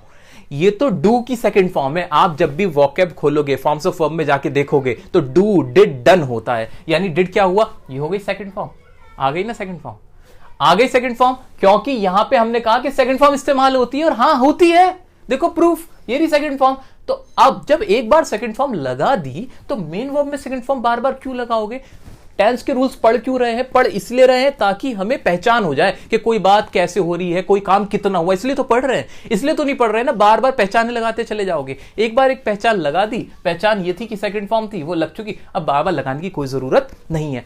इस टेंस के पीछे ये जो पास्ट इंडेफिनिट है, एक आपको मजे की बात बताता हूं, अगर आप गूगल करना चाहो कर सकते हो। हुआ ये था कि हमारे मशहूर एक राइटर है, राइटर का नाम है चेतन भगत, जिन्होंने हाफ गर्लफ्रेंड मूवी की जो नॉवल है वो उन्होंने लिखा है, और भी कई सारे नॉवल उन्होंने लिखे हैं। उनसे गलती से एक मिस्टेक हुई थी ट्विटर पे। उन्होंने क्या किया था, उन्होंने ये जो डिड था, डिड लगाने के बाद यहां मेन वर्ब की सेकंड फॉर्म लगा दी थी, और उसके पीछे लोगों ने खामखामे ट्रोल करना शुरू कर दिया था, जो कि कोई भी साधारण सा व्यक्ति कर सकता है गलती, कोई ऐसी बात नहीं थी। लेकिन एक बात बता रहा हूं मैं कि यहां सबसे ज्यादा गलती होती है, आप भी करोगे, लेकिन अब वीडियो देखने के बाद मत करना। यहां पर सेकंड फॉर्म बिल्कुल नहीं आएगी, यहां लग चुकी है एक बार सेकंड फॉर्म, दोबारा नहीं आएगी, ठीक है? तो यहां बड़े बड़े लोग गलती कर सकते हैं, तो आपको यह बात दिमाग में रखनी है, आप भी बड़े लोग हो, आप गलती मत करना। आते हैं इसके कुछ एग्जाम्पल्स की तरफ। मैंने झूठ नहीं बोला, कोई बात नहीं है, सारा वही कुछ है। लास्ट की पहचान देखो, मैंने झूठ नहीं बोला, आखिर में आवाज आई आ की। पास्ट में कोई काम हुआ था झूठ बोलने का, आपने कहा वो काम मैंने नहीं किया, तो लिखो आई, इसको हम लिखेंगे आई, और फिर डिड नॉट आ जाएगा, सबके साथ डिड आएगा, टेंशन खत्म हो जाती है। यहां पे कोई और दूसरा अल्टरनेटिव है ही नहीं। आई डिड नॉट, और फिर क्या आएगा? झूठ बोलने की इंग्लिश होती है tell a lie. I did not tell a lie. उसने फिल्म नहीं देखी, पास्ट में कोई फिल्म देखने का काम था जो उसने नहीं किया, तो लिखो उसने फिल्म नहीं देखी, आखिर में ई की आवाज आ रही है। ही, ये शी भी लगा सकते थे यहां पे, ही डिड नॉट, और फिल्म देखने को बोलेंगे वॉच द फिल्म। ओके, आगे बढ़ते हैं। मिस्टर दीपक ने हमें नहीं पढ़ाया। सेंटेंस कुछ भी हो जाए, कोई सा भी आ जाए, हमें क्या दिक्कत है? कोई नाम आ जाए, दीपक आ जाए, रमेश आ जाए, सुरेश आ जाए, रवि आ जाए, हमें कोई मतलब नहीं है। वर्ब कोई सी भी आ जाए, खाना पीना, हंसना रोना नहाना, कुछ भी, हमें क्या मतलब है? स्ट्रक्चर पढ़ना है, पहचान देखनी, लगा देना, इंग्लिश बना दो, बन जाओ एक्सपर्ट। आओ, मिस्टर दीपक ने हमें नहीं पढ़ाया, तो मिस्टर दीपक सब्जेक्ट है, लगाओ। फिर वर्ब क्या आएगी? डिड नॉट, और पढ़ाना टीच, और किसको नहीं पढ़ाया? हमें, us. Mister Deepak did not teach us. अच्छा, कुछ एग्जांपल्स और समझ लो वर्बली, अफर्मेटिव के और नेगेटिव के। जैसे एग्जांपल क्या हो सकता है? मैं गया, तो इंग्लिश क्या बन जाएगी? I went. तुम आए, यू केम। ठीक है, हमने उसे बुलाया, वी कॉल्ड हिम। उसने कहा, ही सेड। मैंने उससे पूछा, आई आस्क्ड हिम। मैं घर वापस आया, आई रिटर्न्ड एट होम। तुमने क्या कहा? व्हाट डिड यू से? हमने पूछा, वी आस्क्ड। कुछ भी, हमने खाना नहीं खाया, we did not eat the food. मैंने क्रिकेट नहीं खेला, we did not play the cricket. तो कुछ भी बना सकते हो वर्बली। अब कितने बोल सकते हो, लिखने में कितने ही लिख सकते हो। आगे बढ़ते हैं इंटरोगेटिव की तरफ। इंटरोगेटिव में क्या पढ़ रखा है हमने? कुछ भी नहीं। सबसे पहले क्या आ जाएगी? हेल्पिंग वर्ब आ गई। हेल्पिंग वर्ब इसकी डिड थी, डिड आ गई। सब्जेक्ट आना ही था। मेन वर्ब की फिर से फर्स्ट फॉर्म आएगी क्या? बिल्कुल आएगी, डिड आ गई ना। सेकंड फॉर्म पास्ट इंडेफिनिट हो गया, और ऑब्जेक्ट आ जाएगा, मार्क ऑफ इंटरोगेशन आएगा। क्या तुमने यूट्यूब पर वीडियो देखी? देखो, कुछ डिफरेंट सा एग्जांपल ले लिया। इसको बनाने में दिक्कत है? कोई दिक्कत नहीं, बनाते हैं ना। क्या तुमने यूट्यूब पर वीडियो देखी, लास्ट में ई की आवाज आई? ई की आवाज आई, पास्ट में देखने की बात हुई थी। ठीक है, बना दो इसको डिड, फिर लिखो सब्जेक्ट, उसके बाद रखनी मेन वर्ब की फर्स्ट फॉर्म। देखने को क्या बोलते हैं? वॉच, और फिर क्या? Video. Did you watch the video on YouTube? On YouTube, mark of interrogation. ये बन गया did you watch the video on YouTube. Okay, क्या उसने पढ़ाई की? क्या उसने पढ़ाई की? अच्छा, नॉर्मल इंटरोगेटिव सेंटेंस है, इनका आंसर यस या नो ही वाला होता है। आपने पहले पढ़ रखा है इस चीज को। क्या उसने पढ़ाई की? डिड, फिर से डिड आ जाएगा, ही या शी आ जाएगा, डिड ही स्टडी। बस बात खत्म हो गई। क्या तुमने लिखा? Did you right. अच्छा, इसके आगे कुछ भी होता, ऐसा होता कि क्या तुमने ब्लैक बोर्ड पे लिखा, तो क्या लिखते? इसकी इंग्लिश क्या बन जाती? Did you right on black board. क्या तुमने क्लास में लिखा? Did you right in the class. कुछ भी, आगे कुछ भी हो जाए, हमें कोई मतलब नहीं, आपको इतना सही करना है। तो ये हमने देखा अफर्मेटिव, नेगेटिव और इंटरोगेटिव। ठीक है, अब बचता है एक डबल इंटरोगेटिव। डबल इंटरोगेटिव का आपके लिए होमवर्क है, स्ट्रक्चर बना के दिखाना क्या हो सकता है, और वही कान से धुएं निकल जाएंगे और आपकी बिल्कुल हवा खराब होने वाली है, क्योंकि बहुत ही मुश्किल होता है डबल इंटरोगेटिव। जी हाँ, बहुत मुश्किल। क्या होता है? कुछ नहीं होता जी, डिड से पहले क्या लग जाएगी? WH, family. और एग्जांपल क्या हो जा सकते हैं? तुमने मुझे क्यों बुलाया? Why did you call me? तुमने उससे क्या कहा? पास्ट में क्या कहा? What did you say to him? तुमने उससे क्या पूछा? What did you ask him? तुम वहां क्यों गए? Why did you go there? ठीक है, तो ये सेंटेंसेस आप WH फैमिली के बना सकते हो। प्रैक्टिस के लिए 50 सेंटेंस बनाओ, 100 सेंटेंस बनाओ, लेकिन एक बार आज ये वीडियो देखने के बाद बना जरूर लेना, और इस पे कमांड हासिल करना। पास्ट इंडेफिनिट बहुत ज्यादा इस्तेमाल होने वाला है। कभी भी अपनी कोई स्टोरी बताओगे, कुछ भी बताओगे, इंटरव्यू में बैठे हो, कहीं कुछ लिख रहे हो, ये इस्तेमाल बहुत होना है। तो ये हमने आज देखा, बड़े अच्छे से समझ लिया है। अब आगे बढ़ते हैं हम अपने पास्ट कंटिन्यूअस की तरफ। दोस्तों, अब हम पहुंच चुके हैं पास्ट कंटिन्यूअस टेंस पे। पास्ट कंटिन्यूअस टेंस पे जब हम पहुंच गए हैं ना, तो यानी हमने अपना काम बहुत आसान कर लिया है। अब आपको टेंसेस समझने के लिए सिर्फ प्रेजेंट टेंस को समझने की जरूरत होती है। जिसने प्रेजेंट टेंस अच्छे से पढ़ लिए हैं, वो सारे टेंस फिर कर लेगा, क्योंकि उसको एक सोच आ जाती है टेंसेस की, और ये काम हम और आप आज कर चुके हैं इस वीडियो के अंदर। तो अब यहां पर देखते हैं कैसे हम एक जादू करेंगे और ट्रिक के साथ इसको समझेंगे। बिल्कुल जादू सही तो है। पास्ट कंटिन्यूअस टेंस, अब पढ़ना कौन सा है? Past continuous. और पढ़ कौन सा चुके हैं हम पढ़ चुके हैं प्रेजेंट कंटिन्यूअस टेंस। ये हमने पढ़ लिया है। ठीक है, अब इसमें और इसमें मुझे फर्क बताओ आप। इसमें और इसमें डिफरेंस मुझे दिख रहा है। कंटिन्यूअस तो कंटिन्यूअस है, टेंस तो टेंस है, पास्ट प्रेजेंट। सिर्फ फर्क किस चीज का है? टाइम का। हाँ, सिर्फ इसका और इसका फर्क है, बाकी तो टेंस सेम हो गया। अच्छा, मैं हिंदी में कुछ समझू इसको। प्रेजेंट कंटिन्यूअस में हमने क्या पढ़ा था? प्रेजेंट कंटिन्यूअस में कोई काम प्रेजेंट में चल रहा होता था, दिल की धड़कन थी, ये बात थी। ठीक है जी। कैसे सेंटेंस होते थे? मैं जा रहा हूं, तुम आ रहे हो, मैं जा रहा था, तुम आ रहे थे। यही तो करना है। हाँ, यही करना है, बिल्कुल यही करना है, क्योंकि सिर्फ टाइम बदलना है। टाइम बदलना है, हिंदी में भी टाइम बदल जाएगा और उसकी इंग्लिश बनाने में भी टाइम बदल जाएगा। अच्छा, हिंदी में बदलने के लिए मैंने मैं जा रहा हूं को मैं जा रहा था से बदल दिया, यानी था रिप्लेस कर दिया हूं से, था रिप्लेस कर दिया हूं से। इंग्लिश में क्या करूं? क्या करूं? टाइम बताने के लिए, पहचान करने के लिए हेल्पिंग वर्ब का इस्तेमाल होता है कि नहीं? हाँ, इसकी हेल्पिंग वर्ब क्या होती है? प्रेजेंट कंटिन्यूअस की हेल्पिंग वर्ब होती थी इज, एम, आर। वैसे मैं लिखने में तो खामखा अपना टाइम खराब कर रहा हूं, यहां लिखा तो है ये ना, ये कंटिन्यूअस के लिए तो थी, कंटिन्यूअस की प्रेजेंट के लिए एम आर थी। पास्ट के कंटिन्यूअस के लिए क्या होती है? क्या होनी चाहिए, बल्कि was वर होनी चाहिए। बिल्कुल, तो मैं कह सकता हूं इसकी हेल्पिंग वर्ब क्या हो जाएगी, was वर। अच्छा, कोई और चेंज करना है, वर्ब की फॉर्म में चेंज करना है? बिल्कुल नहीं। कंटिन्यूअस के लिए मेन वर्ब की फर्स्ट फॉर्म प्लस आईएनजी। सब कुछ बिल्कुल लॉजिकल लिखा हुआ है, सिस्टमैटिक है। बल्कि ताज्जुब होता है, दुख होता है कि आप टेंस नहीं सीख पाते हो, क्योंकि सबसे आसान चीज है इंग्लिश के अंदर प्रेपोजिशन पढ़ने में, कंजंक्शन पढ़ने में तो है ऐसे रूल के इतने क्लियर नहीं है, सोचना पड़ता है, समझना पड़ता है सेंटेंस को पूरा। अरे इसमें तो कुछ भी नहीं है, ये तो बिल्कुल ऐसा है कि आप हलवा रखा है खा लो, देखो कितना सिस्टमैटिक है। कुछ नहीं किया, अफर्मेटिव में बनाने की कुछ जरूरत है? बिल्कुल बच्चों वाली बात हो गई है। अब आप एक्सपर्ट हो, जीनियस बन चुके हो, करो इसको, आओ अफर्मेटिव बनाओ मेरे साथ। सब्जेक्ट रखेंगे, हेल्पिंग वर्ब, प्रेजेंट कंटिन्यूअस का सोचते हुए करो जरा। प्रेजेंट कंटिन्यूअस में क्या होता था, subject is am are, main verb की first form plus ING plus object, ये होता था। क्या बदल दूं, हेल्पिंग वर्ब भी तो चेंज करनी है, सिर्फ वही किया है मैंने कुछ नहीं किया, यहां सिर्फ वही किया है। बिल्कुल हाँ, सब्जेक्ट रखा, वॉज वर लगा दिया। अच्छा, वॉज किसके साथ, वर किसके साथ? वही पुराना रूल है हमारा, वॉज आएगा सिंगुलर्स के साथ, वर आएगा प्लूरल्स के साथ, लेकिन आई के साथ भी आपको वॉज लगाना है। ये एक्सेप्शन याद रख लेना, क्या आई के साथ लगेगा वॉज, ठीक है, बस ये याद रखना है। बाकी सब सेंटेंस सेम है। नेगेटिव में क्या होगा, नेगेटिव में भी कुछ नहीं, इज एम आर हटाओ, वॉज वर लगाओ। इंटरोगेटिव में इज एम आर हटाओ, वॉज वर लगाओ। डबल इंटरोगेटिव में इज एम आर हटाओ, वॉज वर लगाओ। अब एग्जाम्पल समझते हैं। अफर्मेटिव क्या हो सकता है, मैं जा रहा था, आई वॉज गोइंग।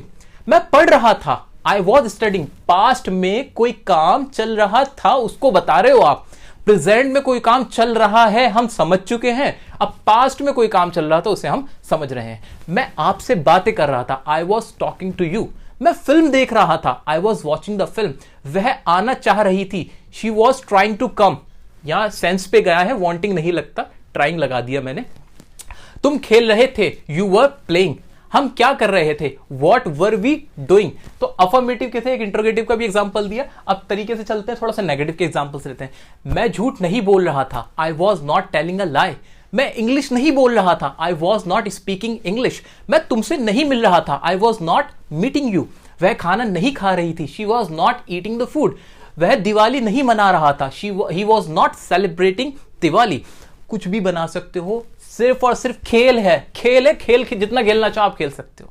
आओ इंट्रोगेटिव पे। इंट्रोगेटिव वही शुरू में क्या आ जाएगा, नॉर्मल इंट्रोगेटिव है। क्या तुम यहां आ रहे थे, वर यू कमिंग हियर। क्या तुम टीवी देख रहे थे, were you watching the television. क्या तुम मुझे बुला रहे थे, वर यू कॉलिंग मी। क्या तुम क्रिकेट खेल रहे थे, वर यू प्लेइंग क्रिकेट। कुछ भी बना सकते हो आप। आपके पास हथियार है, आपको मैंने एक आमरी दे दी है, अब आप उसको यूज करना, ये आपके ऊपर है कि आप उसको कैसे यूज कर सकते हो। डबल इंटरोगेटिव में क्या हो जाए, डबल एच फैमिली लग जाएगा। तुम यहां क्यों आ रहे थे, why were you coming here. तुम क्या पढ़ रहे थे, वॉट वर यू स्टडिंग।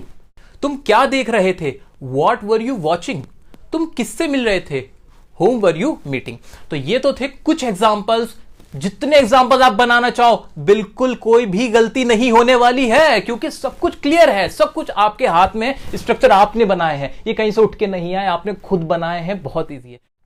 दोस्तों अब बारी आई है पास्ट परफेक्ट टेंस की। पास्ट परफेक्ट टेंस क्या होता है, इसके नाम से समझ में आता है कि काम तो हुआ पास्ट में, और वो काम कैसा है, परफेक्ट है। यानी पास्ट में कोई काम जब पूरा हो चुका था उसको हम बताते हैं, तो हम बोलेंगे वो कौन सा टेंस होगा, पास्ट परफेक्ट टेंस होगा। अच्छा सर ये क्या मतलब हुआ, इसका मतलब ये हुआ कि जैसे मैंने आपसे कहा कि मैं क्रिकेट खेल चुका था, मैं आपसे मिल चुका था, हम वहां जा चुके थे, हम इंग्लिश सीख चुके थे। तो इस तरह के सेंटेंस मैंने इसमें ये कहने की कोशिश की है कि हमने पास्ट में वो सारे काम कर लिए थे, पूरे हो चुके थे। अच्छा पास्ट इंडेफिनिट और पास्ट परफेक्ट दोनों में फर्क क्या है, आप फर्क ढूंढते हैं। पास्ट इंडेफिनिट का एक सेंटेंस है, मैंने बोला मैं गया। पास्ट परफेक्ट का सेंटेंस है, मैं जा चुका था। दोनों में अंतर करने की कोशिश करें आप।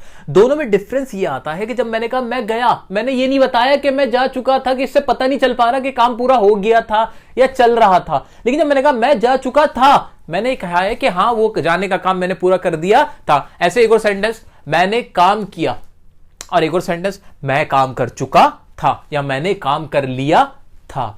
तो यही डिफरेंस है कि जब हम कोई काम जो पास्ट में है उसे दिखाते कि वो पूरा हो गया था, तब तो लगाएंगे पास्ट परफेक्ट। और अगर कोई काम है जिसके बारे में पता ही नहीं होता, वो होता है हमारा पास्ट इंडेफिनिट। अच्छा, इसकी आपको क्या समझने की जरूरत है? इसकी आत्मा को समझो पास्ट परफेक्ट टेंस की, कि इसके अंदर जताया जाएगा, जताया ये जाएगा कि वो काम पास्ट में पूरा कर दिया गया था, पास्ट में पूरा हो गया था, पूरे होने पे फोकस होगा। आप सेंटेंस समझते ही पहचान जाओगे। ठीक है, अब इसका स्ट्रक्चर कैसे बनाओगे? इसका स्ट्रक्चर भी वैसे ही बनाएंगे प्रेजेंट टेंस की सहायता से। हमने प्रेजेंट परफेक्ट टेंस पढ़ रखा है, बिल्कुल पढ़ रखा है। प्रेजेंट परफेक्ट टेंस और पास्ट परफेक्ट टेंस में हम डिफरेंशिएट करेंगे। तो ये तो कॉमन हो गया, सिर्फ डिफरेंस इसका आया प्रेजेंट और पास्ट का, यानी टाइम का डिफरेंस है। यानी उसमें प्रेजेंट में काम पूरा हो चुका है और इसमें पास्ट में काम पूरा हो चुका था, ऐसे बनेगा। अच्छा, हिंदी में रटने के लिए कैसे याद करेंगे? पास्ट परफेक्ट टेंस को पहचानोगे कैसे? पहचानोगे ऐसे कि इसके आखिर में आवाज आएगी चुका था, चुकी थी, चुके थे, लिया था, दिया था, ली थी, दी थी। इस तरह के जो वर्ड्स है वो लास्ट में आपको मिलेंगे। ये हो गई रटने वाली बात। वैसे तो आपको इसकी आत्मा को समझना है। आप समझ जाओगे कि जताया जा रहा है कि वो काम पूरा हो चुका था। ठीक है, अब बढ़ते हैं हम इसके स्ट्रक्चर की तरफ। इसके स्ट्रक्चर में कॉमन रखेंगे, बाकी चीजें तो कुछ भी नहीं करना है। प्रेजेंट परफेक्ट टेंस था वही है बिल्कुल, बस पास्ट बदलना है। पास्ट में बदलने के लिए क्या करोगे? हेल्पिंग वर्ब बदल दोगे। पास्ट की हेल्पिंग वर्ब क्या हो जाएगी इसके अंदर? इसके अंदर हो जाएगी सर हैड हो जाएगी, बिल्कुल हो जाएगी। इसमें क्या होती थी? हैज हैव होती थी ना, इसकी हो जाएगी हैड। बाकी मेन वर्ब की थर्ड फॉर्म उसमें भी थी, बाकी स्ट्रक्चर सेम टू सेम रहेगा। अच्छा, एक और मजे की बात तो देखो, इसमें तो ये दिक्कत थी कि हैज किसके साथ आएगा, हैव किसके साथ आएगा। ठीक है, नहीं बिल्कुल थी। इसमें कोई दिक्कत नहीं है, इसमें तो सबके साथ ही क्या लगा देना है? हेड लगा देना है। तो ये तो और आसान हो गया, काम बिल्कुल आसान हो गया। खामा खां की चीजें हैं, आप क्यों नहीं समझ रहे थे पहले? अच्छा, आपने वीडियो नहीं देखी थी इसलिए। चलो आओ बढ़ाते हैं इसको। अफर्मेटिव से स्टार्ट करते हैं। अफर्मेटिव का क्या होगा? सब्जेक्ट प्लस हेड आ जाएगा, मेन वर्ब की थर्ड फॉर्म प्लस ऑब्जेक्ट, सबके साथ ही हेड आएगा, सिंगुलर हो के प्लूरल हो, कोई दिक्कत नहीं। सेंटेंस बनाओ। मैं कह चुका था, आई हैड सेड। मैं तुम्हें देख चुका था, आई हैड सीन यू। मैं उससे मिल चुका था, आई हैड मेट हिम। मैंने काम कर लिया था, I had done the work. मैंने फिल्म देख ली थी, I had watch the film. वह आ गया था, ही हैड कम। अफर्मेटिव के आप कितने भी बना सकते हो, लगना यही रूल है, कोई भी सेंटेंस हो जाए। नेगेटिव की ओर बढ़ते हैं। नेगेटिव में क्या? कुछ भी नहीं, नेगेटिव में सिर्फ नॉट लगा देना। Subject had, not main verb की थर्ड फॉर्म ही रहेगी, प्लस ऑब्जेक्ट। अब बनाओ इसके भी। मैंने उसे गाली नहीं दी थी, पास्ट में वो काम पूरा गाली कर देने का मैंने नहीं किया था, तो उसके लिए क्या आ जाएगा? I had not abused him. मैंने यह नहीं कहा था, I had not said that. मैं उससे नहीं मिला था, I had not met him. मैं वहां नहीं गया था, I had not gone there. आपको मालूम है आप क्या कहना चाहते हो, उसी के अकॉर्डिंग आप इस टेंस का इस्तेमाल करोगे। आइए बढ़ते हैं इंटरोगेटिव की तरफ। इंटरोगेटिव में क्या? कुछ भी नहीं, हेल्पिंग वर्ब लगाओ सबसे पहले, हैड आ गया, सब्जेक्ट, मेन वर्ब की थर्ड फॉर्म, ऑब्जेक्ट। बनाओ सेंटेंस। क्या तुम वहां गए थे? Had you gone there. क्या तुम उससे मिले थे? Had you met him. क्या तुमने दिवाली मनाई थी? Had you celebrated the Diwali. क्या वह आ चुका था? Had he come. बस इतना बनना है। Double interrogative. डबल इंटरोगेटिव में सिर्फ नहीं सर, ये तो बड़ी दिक्कत थी, याद आया, कानों से धुएं निकल जाने, बड़ी परेशानी हो जाएगी, बड़ा मुश्किल काम है डबल एच फैमिली वाले बनाने के लिए। तो बिल्कुल नहीं सर, सिर्फ डबल एच फैमिली रखना है, बाकी तो ऊपर से कॉपी पेस्ट ही तो है। बिल्कुल कंट्रोल सी कंट्रोल वी का काम है इसके अंदर, वही हमने करना है। सेंटेंस बना दो। क्या तुम वहां क्यों जा चुके थे? इसके हिंदी की इंग्लिश क्या बन जाएगी? Why had you gone there? तुम उससे क्यों मिले थे या मिल चुके थे? Why had you met him? तुम वहां क्यों नहीं गए थे? Why had you not gone there? कोई भी सेंटेंस बनाओ, बाकी का काम आपका दोस्तों, आपका। बिल्कुल आपको प्रैक्टिस करनी है, आज के आज, अभी के अभी प्रैक्टिस कर लो, कभी नहीं भूलोगे। लाइफ टाइम की इन्वेस्टमेंट है ये, आज की प्रैक्टिस लाइफ टाइम की इन्वेस्टमेंट। कल पे मत डालना कि आज वीडियो देख के कल करोगे, प्लीज अभी करो, बिल्कुल करो, अभी कॉन्सेप्ट क्लियर है, सीख जाओगे, कभी नहीं भूलोगे। दोस्तों अब हम बढ़ चुके हैं हमारे पास्ट परफेक्ट कंटिन्यूअस टेंस की तरफ, जो कि हमारा पास्ट का आखिरी टेंस होने वाला है। अच्छा, इसको भी कैसे पढ़ना है? अच्छा, उससे पहले बताओ इसमें होता क्या है? अरे इसमें कुछ नहीं होता सर, वही वाली चीज है। क्या? पास्ट में कोई काम चल रहा होता है पास्ट से ही, मतलब कोई पुराने वक्त में, बीते हुए वक्त के अंदर कोई काम चल रहा था और वो भी किसी खास वक्त से चल रहा था। एग्जाम्पल के तौर पे जैसे मैंने आपसे कहा, मैं 2 घंटे से आपका इंतजार कर रहा था। मैं 10 साल से दिल्ली में रह रहा था। मैं आपके साथ 2 मिनट से बातें कर रहा था। तो इस तरह की टाइमिंग, पास्ट की बात पास्ट में करे जाओगे तो कौन सा टेंस लगाओगे? पास्ट परफेक्ट कंटिन्यूअस टेंस बनाने का तरीका, हाँ वही वाला, कौन सा जो अब तक पढ़ते हुआ है, पास्ट टेंस को पढ़ने की जरूरत ही नहीं है अगर प्रेजेंट पढ़ रखा है, वही वाली बात मैं दोहरा रहा हूं अपनी, और आप भी देखो यही होने वाला है। यहां पे भी क्या होने वाला है, देखो दोबारा से कंपैरिजन करते हैं हम। कंपैरिजन में देखो past perfect continuous, present perfect continuous, फर्क क्या, सिर्फ ये फर्क है, बाकी ये चीजें तो कॉमन आ गई, यानी स्ट्रक्चर आधा से ज्यादा तो सेम हो गया, सिर्फ बदलने की क्या जरूरत है, हेल्पिंग वर्ब बदल देना बस, और कुछ नहीं करना है। हेल्पिंग वर्ब ही बदली हुई मिलेगी, और हेल्पिंग वर्ब भी बहुत आसान होगी। कैसे आसान होगी, प्रेजेंट परफेक्ट कंटीन्यूअस की हेल्पिंग वर्ब क्या होती है जरा बताइए। इनकी हेल्पिंग वर्ब होती है हैज बीन या फिर हैव बीन, ये होती है ना, हाँ होती तो यही थी। इसमें बदल के क्या हो जाएगी, अब आपको भी आइडिया है, जी हाँ बिल्कुल सही सोच रहे हो, क्या हो जाएगी, इसकी हेल्पिंग वर्ब बदल के जानी है बस, यानी ये तो और शॉर्ट कर दिया। हाँ हाँ हुआ है, शॉर्ट हुआ है, बहुत आसान हो गया, बस थोड़ी सी मेहनत प्रेजेंट में करनी है, पास्ट में तो फिर जो मेहनत पहले कर रखी है उसका खाओगे। ठीक है, आगे बढ़ जाओ, अफर्मेटिव पे आओ। अफर्मेटिव का बनाने का तरीका मैं नहीं बनाऊंगा, आप बनाओगे। सब्जेक्ट, हेल्पिंग वर्ब क्या आ जाएगी, हैड बीन, मेन वर्ब की कौन सी form, first form ING plus object plus since or for, same to same. आगे बढ़ो नेगेटिव में, सब्जेक्ट प्लस आगे क्या लिखा हुआ है देखो, had not plus been plus main verb की first form plus ING plus object plus since or for. ध्यान से देख लो, बताने की भी जरूरत नहीं है। इंटरोगेटिव का देखो वही हैड आया, सब्जेक्ट आया, बीन मेन वर्ब की first form plus ING plus object plus since or for, ऐसे उसके अंदर डब्ल्यूएच फैमिली आया, हैड आएगा, सब्जेक्ट प्लस बीन आएगा। इसको ध्यान से देखना, प्रेजेंट परफेक्ट कंटीन्यूअस में भी यही दिक्कत है और पास्ट परफेक्ट कंटीन्यूअस में भी, कि जो हमारे इसके इंटरोगेटिव होते हैं ना, तो बीन बीच में घुसता है सब्जेक्ट के, ये सब्जेक्ट बीच में आता है बीन के, तो ये चीज देख लेना आप लोग। ठीक है, तो ये सेम टू सेम था। अब इसके कुछ एग्जाम्पल कर सकता हूं क्या मैं, बिल्कुल कर सकता हूं, आओ बनाते हैं। मैं 2 घंटे से आपका इंतजार कर रहा था, I had been waiting for you for 2 hours. हम 10 मिनट से क्रिकेट खेल रहे थे, we had been playing cricket for 10 minutes. तुम 10 साल से दिल्ली में रह रहे थे, you had been living in Delhi for 10 years. ऐसे मैं 26 जनवरी से पतंग उड़ा रहा था, I had been flying the kite since 26 January. यहां पर ये जनवरी था, एक डेफिनेट टाइमिंग थी, इसलिए हमने सिंस लगा दिया। अब आते हैं नेगेटिव की तरफ। नेगेटिव, मैं 10 मिनट से टीवी नहीं देख रहा था, I had not been watching television for 10 minutes. मैं 10 साल से तुम्हारा इंतजार नहीं कर रहा था, I had not been waiting for you for 10 years. ऐसे ही तुम 10 मिनट से पढ़ाई नहीं कर रहे थे, you had not been studying for 10 minutes. कोई भी बना सकते हो, स्ट्रक्चर रखो, बनाओ। हाँ, इस्तेमाल कम होता है। जनरल अगर मैं बात करूं, क्वेश्चन पूछे जा सकते हैं, कॉम्पिटिटिव में तो कुछ भी पूछा जा सकता है, कॉम्पिटिटिव में तो चाहता ही वो ऐसे टेढ़ी चीजें देना है, लेकिन हाँ स्पीकिंग के पॉइंट ऑफ व्यू से थोड़ा कम इस्तेमाल होता है। इंटरोगेटिव में ऐसे ही, had you been going Delhi, had you been going Delhi for 2 hours, क्या तुम 2 घंटे से दिल्ली जा रहे थे। मतलब कुछ भी सेंटेंस आप बना सकते हो। इंटरोगेटिव देख लेना, डबल इंटरोगेटिव देख लेना। थोड़ा सा हम कट शॉर्ट कर रहे हैं क्योंकि अभी हमें फ्यूचर भी पढ़ना है, ये आप समझ लोगे, बहुत इजी है, कोई भी सेंटेंस बनाओ और इसको यूज कर सकते हो। अब हम बढ़ने वाले हैं, जी हाँ, आपके लिए बहुत खुशखबरी है। कैसा लग रहा है एक नया जन्म लेते हुए, कैसा लगा। ये वीडियो देखने से पहले आप कुछ और थे, अब कुछ और हो गए हो। जहां तक इंग्लिश की दुनिया की बात है, अब लग रही हैं चीजें काफी आसान थी। 70% इंग्लिश टेंस है, 70%, जी हाँ लिख के रखो, 70% इंग्लिश में टेंस ही तो होता है। जिसने टेंस कर लिया उसे 70% इंग्लिश आती है, यानी उसको सारा कुछ इसी में घूमता रहता है।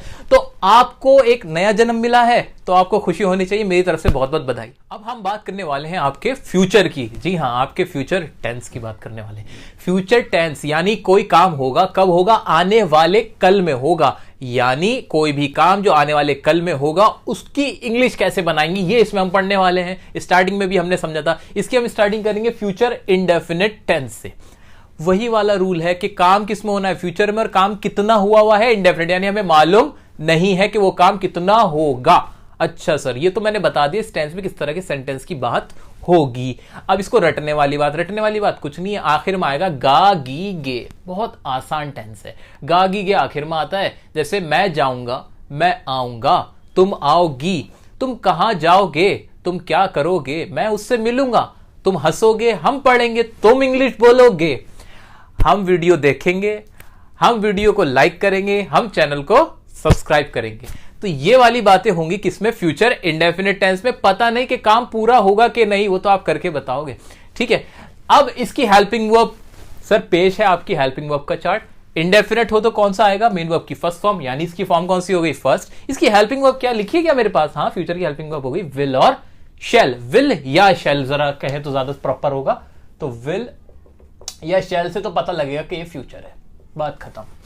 वर्ब की फर्स्ट फॉर्म आएगी, बिल्कुल वही। अब तो मेरे कराने की भी जरूरत नहीं है, अब तो आप कैपेबल हो खुद करने के लिए। जी हाँ, अब आप पढ़ाओगे, अब आप पढ़ोगे नहीं, अब आप पढ़ाओगे, अब इस लेवल पे आप आ चुके हो। तो इसके अफर्मेटिव से स्टार्ट कर लेते हैं। हिंदी में रट्टा मार लिया, कॉन्सेप्ट समझ लिया, अब इसके स्ट्रक्चर देख लेते हैं। सब्जेक्ट रखा, विल या शैल आया, मेन वर्ब की फर्स्ट फॉर्म आई और ऑब्जेक्ट आ गया। अच्छा सर एक बात बताओ, विल किसके साथ, शैल किसके साथ? फ्यूचर टेंस में कोई भी टॉपिक इतना इंपॉर्टेंट नहीं है, सिर्फ एक यही टॉपिक है जो इंपॉर्टेंट है, यही पार्ट है क्या कि विल किसके साथ आएगा और शैल किसके साथ आएगा। इसको हम ध्यान से समझ लेते हैं, बहुत आसान है, बहुत ज्यादा आसान है। विल शैल, शैल आएगा आई और वी के साथ, जहां सब्जेक्ट मेरा आई हो या वी हो, आई हो या वी हो, आई हो या वी हो, तो आएगा शैल और सबके साथ विल। इतना सा काम है। अभी बात पूरी नहीं हुई, बात क्या है आगे की। विल और शैल एक मॉडल वर्ब भी है। उसका मतलब क्या हुआ कि जब मैं कोई ऐसी बात कहूं जिसके अंदर कोई धमकी हो, जैसे मैंने कहा अगर आपने वीडियो को पूरा नहीं देखा तो हम आपको ब्लॉक कर देंगे, अगर इस तरह की कोई बात बोली, या अगर आपने वीडियो नहीं देखी हम वीडियो नहीं बनाएंगे। अब ये क्या धमकी दे रहा हूं, या मैं कहूं प्रॉमिस कि मैं आपको इस वीडियो के बाद एक्टिव पैसिव वॉइस की भी वीडियो बना के दूंगा, यह आपसे मैंने प्रॉमिस किया। फ्यूचर में कोई बात प्रॉमिस हुई, धमकी दी, या मैंने कहा कि इस बार तो मैं एग्जाम क्रैक करके रहूंगा। अब ये क्या किया, डिटर्मिनेशन। मैंने एक खुद से वादा किया, या मैं कह सकता हूं कि एक मैंने प्रतिज्ञा ली, दृढ़ संकल्प जिसे हिंदी में कहते हैं, कि मैंने खुद से एक वादा किया, ये काम मैं करके रहूंगा। तो ये तीन कंडीशन, क्या, प्रॉमिस, डिटर्मिनेशन और या फिर थ्रेट, किसी को धमकाना, जब ये सेंटेंस में हो तब रूल्स जो है हमारे आई और वी लगाने की वो उल्टे हो जाएंगे।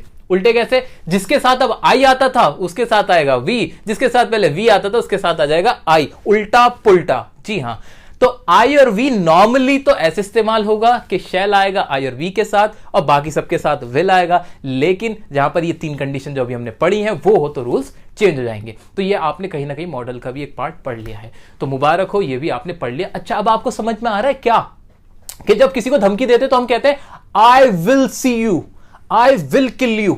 इसका मतलब क्या, मैं तुम्हें मार दूंगा। सर आई के साथ विल आ गया, क्यों आ गया? इसलिए आ गया क्योंकि आप यहां पर क्या दे रहे हो, धमकी दे रहे हो। तो ये बात भी क्लियर हो गई। ओके, अब इसको पूरा एग्जाम्पल के साथ समझते हैं। अफर्मेटिव के पहले कुछ एग्जाम्पल्स ले लेते हैं। जैसे मैं जाऊंगा, आई शैल गो, तुम आओगे, यू विल कम, मैं तुमसे मिलूंगा, आई शैल मीट यू, मैं खाना खाऊंगा, आई शैल ईट द फूड। अच्छा, यह विल लगा सकता था? हाँ लगा सकता था। जब मैं अगर विल लगा देता तो उसका मतलब ये हो जाता पक्का मैं ये काम करूंगा ही। इसलिए क्या करते हैं हम लोग, जब बोलने के पर्पस से ज्यादातर क्या करते हैं, उसको आइल बोल देते हैं, तो उसमें खुद ही लगा लो क्या लगना है कि नहीं। हम बोलते हैं आल गो। अब इसमें मैंने बताया नहीं कि मैं शैल लगा रहा हूं कि विल, लेकिन अब समझ लो, लेकिन जब मुझे बोलना हो कि हाँ मैं आऊंगा ही, तब मैं विल जरूर बोलूंगा, आई विल गो। ओके, तो ये तो थे अफर्मेटिव के कुछ एग्जांपल। अब देखते हैं नेगेटिव। नेगेटिव में कुछ भी नहीं, वही सब्जेक्ट रखा, हेल्पिंग वर्ब आई ये, और इसके बाद आ गया नॉट, मेन वर्ब की फर्स्ट फॉर्म ऑब्जेक्ट। इसके बनाते हैं, मैं तुमसे नहीं मिलूंगा, I shall not meet you, मैं घर नहीं जाऊंगा, I shall not go to home, वह नहीं आएगी, शी विल नॉट कम, वह घर नहीं जाएगा, he will not go to home, मैं अखबार नहीं पढ़ूंगा, I will not read the newspaper. तो इस तरह से हमने नेगेटिव बनाया। इंट्रोगेटिव में भी कुछ नहीं है। क्या होगा इंट्रोगेटिव में? इंट्रोगेटिव में सबसे पहले हेल्पिंग वर्ब विल शैल आया, सब्जेक्ट प्लस मेन वर्ब की first form plus object. Okay, इसको बनाओ। विल यू कम टुडे, क्या आप कल क्या आज आप आओगे? Okay, will you go there, क्या आप वहां जाओगे? विल यू सी मी, क्या आप मुझे देखोगे? शैल आई गो देयर, क्या मैं वहां जाऊं या क्या मैं वहां जाऊंगा? इस तरह से ये हमने देखे इंटरोगेटिव के। डबल इंटरोगेटिव के थोड़ा सा अब आप भी कर लो सर। डबल इंटरोगेटिव का भी स्ट्रक्चर आपके सामने रखा है। डब्ल्यूएच फैमिली है, विल शैल है, सब्जेक्ट मेन वर्ब की फर्स्ट फॉर्म ऑब्जेक्ट, वही कानों में से धुआं, वही सारी चीजें आ जाएंगी, डब्ल्यूएच फैमिली लग जाएगी, बहुत मुश्किल काम। तो ये हमने पहले भी देख रखा है, ये चीजें हमें प्रॉपर पता है कैसे इसका स्ट्रक्चर बना है। सेंटेंस आप बना सकते हो, चलो हेल्प कर ही देता हूं। अब आप कह सकते हो जैसे why will you go there, आप वहां क्यों जाओगे? व्हेन शैल आई कम, मैं यहां कब आऊंगा? ओके, तो इस तरह के सेंटेंस आप बना सकते हो। बाकी के अब आप बना के बताना मुझे, ठीक है। अच्छा, इसको पढ़ने का एक और तरीका यह है कि आप न्यूज़पेपर्स, मैगजीन्स, नॉवेल्स, इन सबको जितना भी पढ़ोगे ना तो ये सारे टेंस और अच्छे से क्लियर होते चले जाएंगे। अब आगे बढ़ देते हैं हम फ्यूचर कंटिन्यूअस टेंस पे। अब हमने पूरा पढ़ लिया है। अब मैं आपसे उम्मीद कर रहा हूं कि आपको, आपका जो ये नया जन्म हुआ है, आपने पुनर्जन्म लिया है, तो अब आप इस लायक हो गए हो कि आप ये चीजें अच्छे से समझ पा रहे हो। तो फ्यूचर कंटिन्यूअस टेंस, अब इसमें क्या होता है, कोई कुछ नहीं, काम फ्यूचर में होना है, आने वाले कल में होना, और वो चलता हुआ रहेगा। जैसे मैं कहूं यहां पर बैठ के, अभी बैठ के मैं सोचूं कि जब एग्जाम होगा तो एग्जाम के दिन मैं क्या कर रहा होऊंगा, मैं एग्जाम लिख रहा होऊंगा। दिवाली के दिन तुम क्या कर रहे होंगे, दिवाली के दिन तुम क्या कर रहे होंगे, दिवाली के दिन मैं पटाखे जला रहा होऊंगा। ठीक है, ऐसे टीचर क्लास में क्या कर रहा होगा बताना जरा, टीचर क्लास में पढ़ा रहा होगा, रहा होगा, रहा होगा, रही होगी, रहे होंगे। अच्छा, रटने वाली बात समझ में आई, और अच्छा इसकी आत्मा को छुओ, इसकी आत्मा को समझो, महसूस करो, तो समझ में आया फ्यूचर में कोई काम चल रहा होगा। अच्छा सर, जब कोई भी काम चल रहा होता है तो वर्ब की कौन सी फॉर्म आती है? जी हां, हमें पता है, धक धक दिल। यस, मेन वर्ब की फर्स्ट फॉर्म प्लस आईएनजी। ठीक है, तो धक धक करने लगा, मेन वर्ब की फर्स्ट फॉर्म आईएनजी इसमें आने लगा। ओके, तो लग जाएगी मेन वर्ब की फर्स्ट फॉर्म की आईएनजी, लग जाएगी ना, लॉजिकल है कि नहीं? बिल्कुल है। अच्छा, हेल्पिंग वर्ब क्या रहेगी? विल शैल ही रहेगी, कोई दिक्कत नहीं, बस एक चेंज है इसमें, आप गौर करो, रहा होऊंगा, होना एक वर्ड आ रहा है, मैं क्रिकेट खेल रहा होऊंगा, तुम आ रहे होंगे, तो एक होना वर्ड आ रहा है कहीं ना कहीं, इसके लिए हम बी और लगा देते हैं इसके साथ, ये बी जरूर चलेगा। वह टीवी देख रहा होगा, ठीक है, तो ये बी सबके साथ लगेगा, इसका ख्याल करना है, बाकी का स्ट्रक्चर सब में सेम होगा। अफर्मेटिव से हम करते हैं इसको स्टार्ट।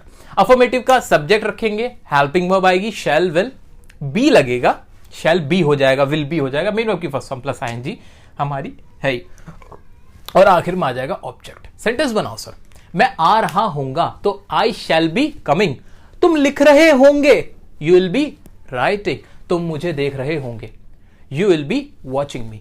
सो ये सेंटेंस थे। अफर्मेटिव के नेगेटिव में आ जाओ, वह झूठ नहीं बोल रहा होगा, ही will not be telling a lie, mummy खाना नहीं पका रही होंगी, तो क्या हो जाएगा, mummy will not be cooking the food. तो इस तरह के आप सेंटेंस बना सकते हो नेगेटिव के। इंटरोगेटिव में आ जाओ, इंटरोगेटिव का कहानी बहुत आसान है, शैल विल सबसे पहले रख दो, विल ही बी कमिंग, क्या वह आ रहा होगा। देखो बोलने में ऐसा लगा कि जैसे पता नहीं क्या आपने एटम बम फोड़ दिया हो, कैसे इंग्लिश बोल दी, फ्लुएंसी आ गई, बिल्कुल ऐसा लगा नहीं, विल ही बी कमिंग, अरे भाई ये क्या पढ़ लिया, अरे सर कुछ नहीं पढ़ा, लेकिन इंप्रेशन इतना बढ़िया आया कि आपने क्या बोल दिया। तो ये टेंसेस के रूल्स है, दिमाग में रखो, बोलते चले जाओ। ऐसे ही और सेंटेंस क्या हो सकता है, शैल आई बी गोइंग, क्या मैं जा रहा होऊंगा, will he be attending the class, क्या वह क्लास कर रहा होगा, विल यू बी वॉचिंग मी, क्या तुम मुझे देख रहे होंगे। तो ये सारे सेंटेंसेस थे इंटरोगेटिव के। डबल इंटरोगेटिव थोड़ा आप करके आना, और मैं उम्मीद करता डबल इंटरोगेटिव का स्ट्रक्चर आप खूब बना सकते हो, मजे से बना सकते हो, क्योंकि अब आपने ले लिया है एक दूसरा जन्म। तो अब हम बात करेंगे इसके अगले टेंस की। अगला टेंस होगा हमारा फ्यूचर परफेक्ट टेंस। दोस्तों अब बढ़ चुके हैं हम अपने अगले टेंस की तरफ, और अगला टेंस है हमारा फ्यूचर परफेक्ट टेंस। अच्छा, फ्यूचर में कोई काम है और वो क्या है, परफेक्ट है। देखो टेक्निकल चलोगे ना, चीजें कितनी इजी लगती हैं, सिस्टमैटिकली, लॉजिकली, कितने अच्छे अच्छे वर्ड्स हैं ये, सिस्टमैटिक, लॉजिकल, तो टेक्निकल, स्ट्रेटेजिकल, तो ये वर्ड्स जो है ना स्टूडेंट लाइफ में इनकी बहुत इंपॉर्टेंस है, और वही हम यहाँ अप्लाई कर रहे हैं। तो फ्यूचर परफेक्ट, काम फ्यूचर में हुआ और वो कैसा है, परफेक्ट है, यानी वो फ्यूचर में ही पूरा हो चुका होगा। अरे सर ये क्या कह रहे हो, सर सच बताऊं तो इन टेंस का रेलेवेंस बहुत कम है बोलने के पर्सपेक्टिव से। बोलने के पर्सपेक्टिव से ये बहुत कम इस्तेमाल होते हैं। पर्सनली स्पीकिंग, फ्रैंकली स्पीकिंग, मैं भी नहीं करता इनका इस्तेमाल, लेकिन एग्जाम के लिए तैयार होके जाओ, नॉलेज के पर्पज से सब कुछ आना चाहिए। आओ चलो सेंटेंस बनाते हैं। और सेंटेंस क्या होता है, इसमें इस तरह के सेंटेंस होंगे कि मैं वो काम कर चुका होऊंगा, जैसे मैंने आपसे कहा मैं ये वीडियो देखने के बाद टेंस सीख चुका होऊंगा, मैं इंग्लिश बोल चुका होऊंगा, मैं चैनल को सब्सक्राइब कर चुका होऊंगा, मैं वीडियो को लाइक कर चुका होऊंगा, हम वीडियो को शेयर कर चुके होंगे, हम आपसे मिल चुके होंगे। ये वाले सेंटेंसेस सारे आएंगे फ्यूचर परफेक्ट टेंस के अंदर। अच्छा सर जल्दी से बता दो अब मुझे इसकी हेल्पिंग वर्ब क्या होगी। सर हेल्पिंग वर्ब विल शैल की विल शैल ही रहने वाली है, कोई दिक्कत नहीं है। मतलब एक थोड़ा सा चेंज क्या होगा, इसके साथ हैव और लगना है। हैव लगेगा परफेक्ट दिखाने के लिए। अच्छा जहां भी कोई टेंस परफेक्ट हो तो क्या लगता है, हाँ लगती है वर्ब की थर्ड फॉर्म, हमें पता है थर्ड फॉर्म लगती है, रूल में भी लिखा है परफेक्ट के साथ थर्ड फॉर्म। चार्ट है, सिंपल बनाओ ना इसको। तो हेल्पिंग वर्ब तो वही रहेगी विल शैल। साथ में हैव और लग जाएगा। ठीक है, अब अफर्मेटिव का स्ट्रक्चर देख लिया, सब्जेक्ट से स्टार्ट हुआ, विल और शैल, हेल्पिंग वर्ब आई, हैव आया, मेन वर्ब की थर्ड फॉर्म प्लस ऑब्जेक्ट। अब जल्दी से इनके कुछ एग्जांपल्स लेते हैं और मजेदार से और उनकी हिंदी भी बना लेते हैं।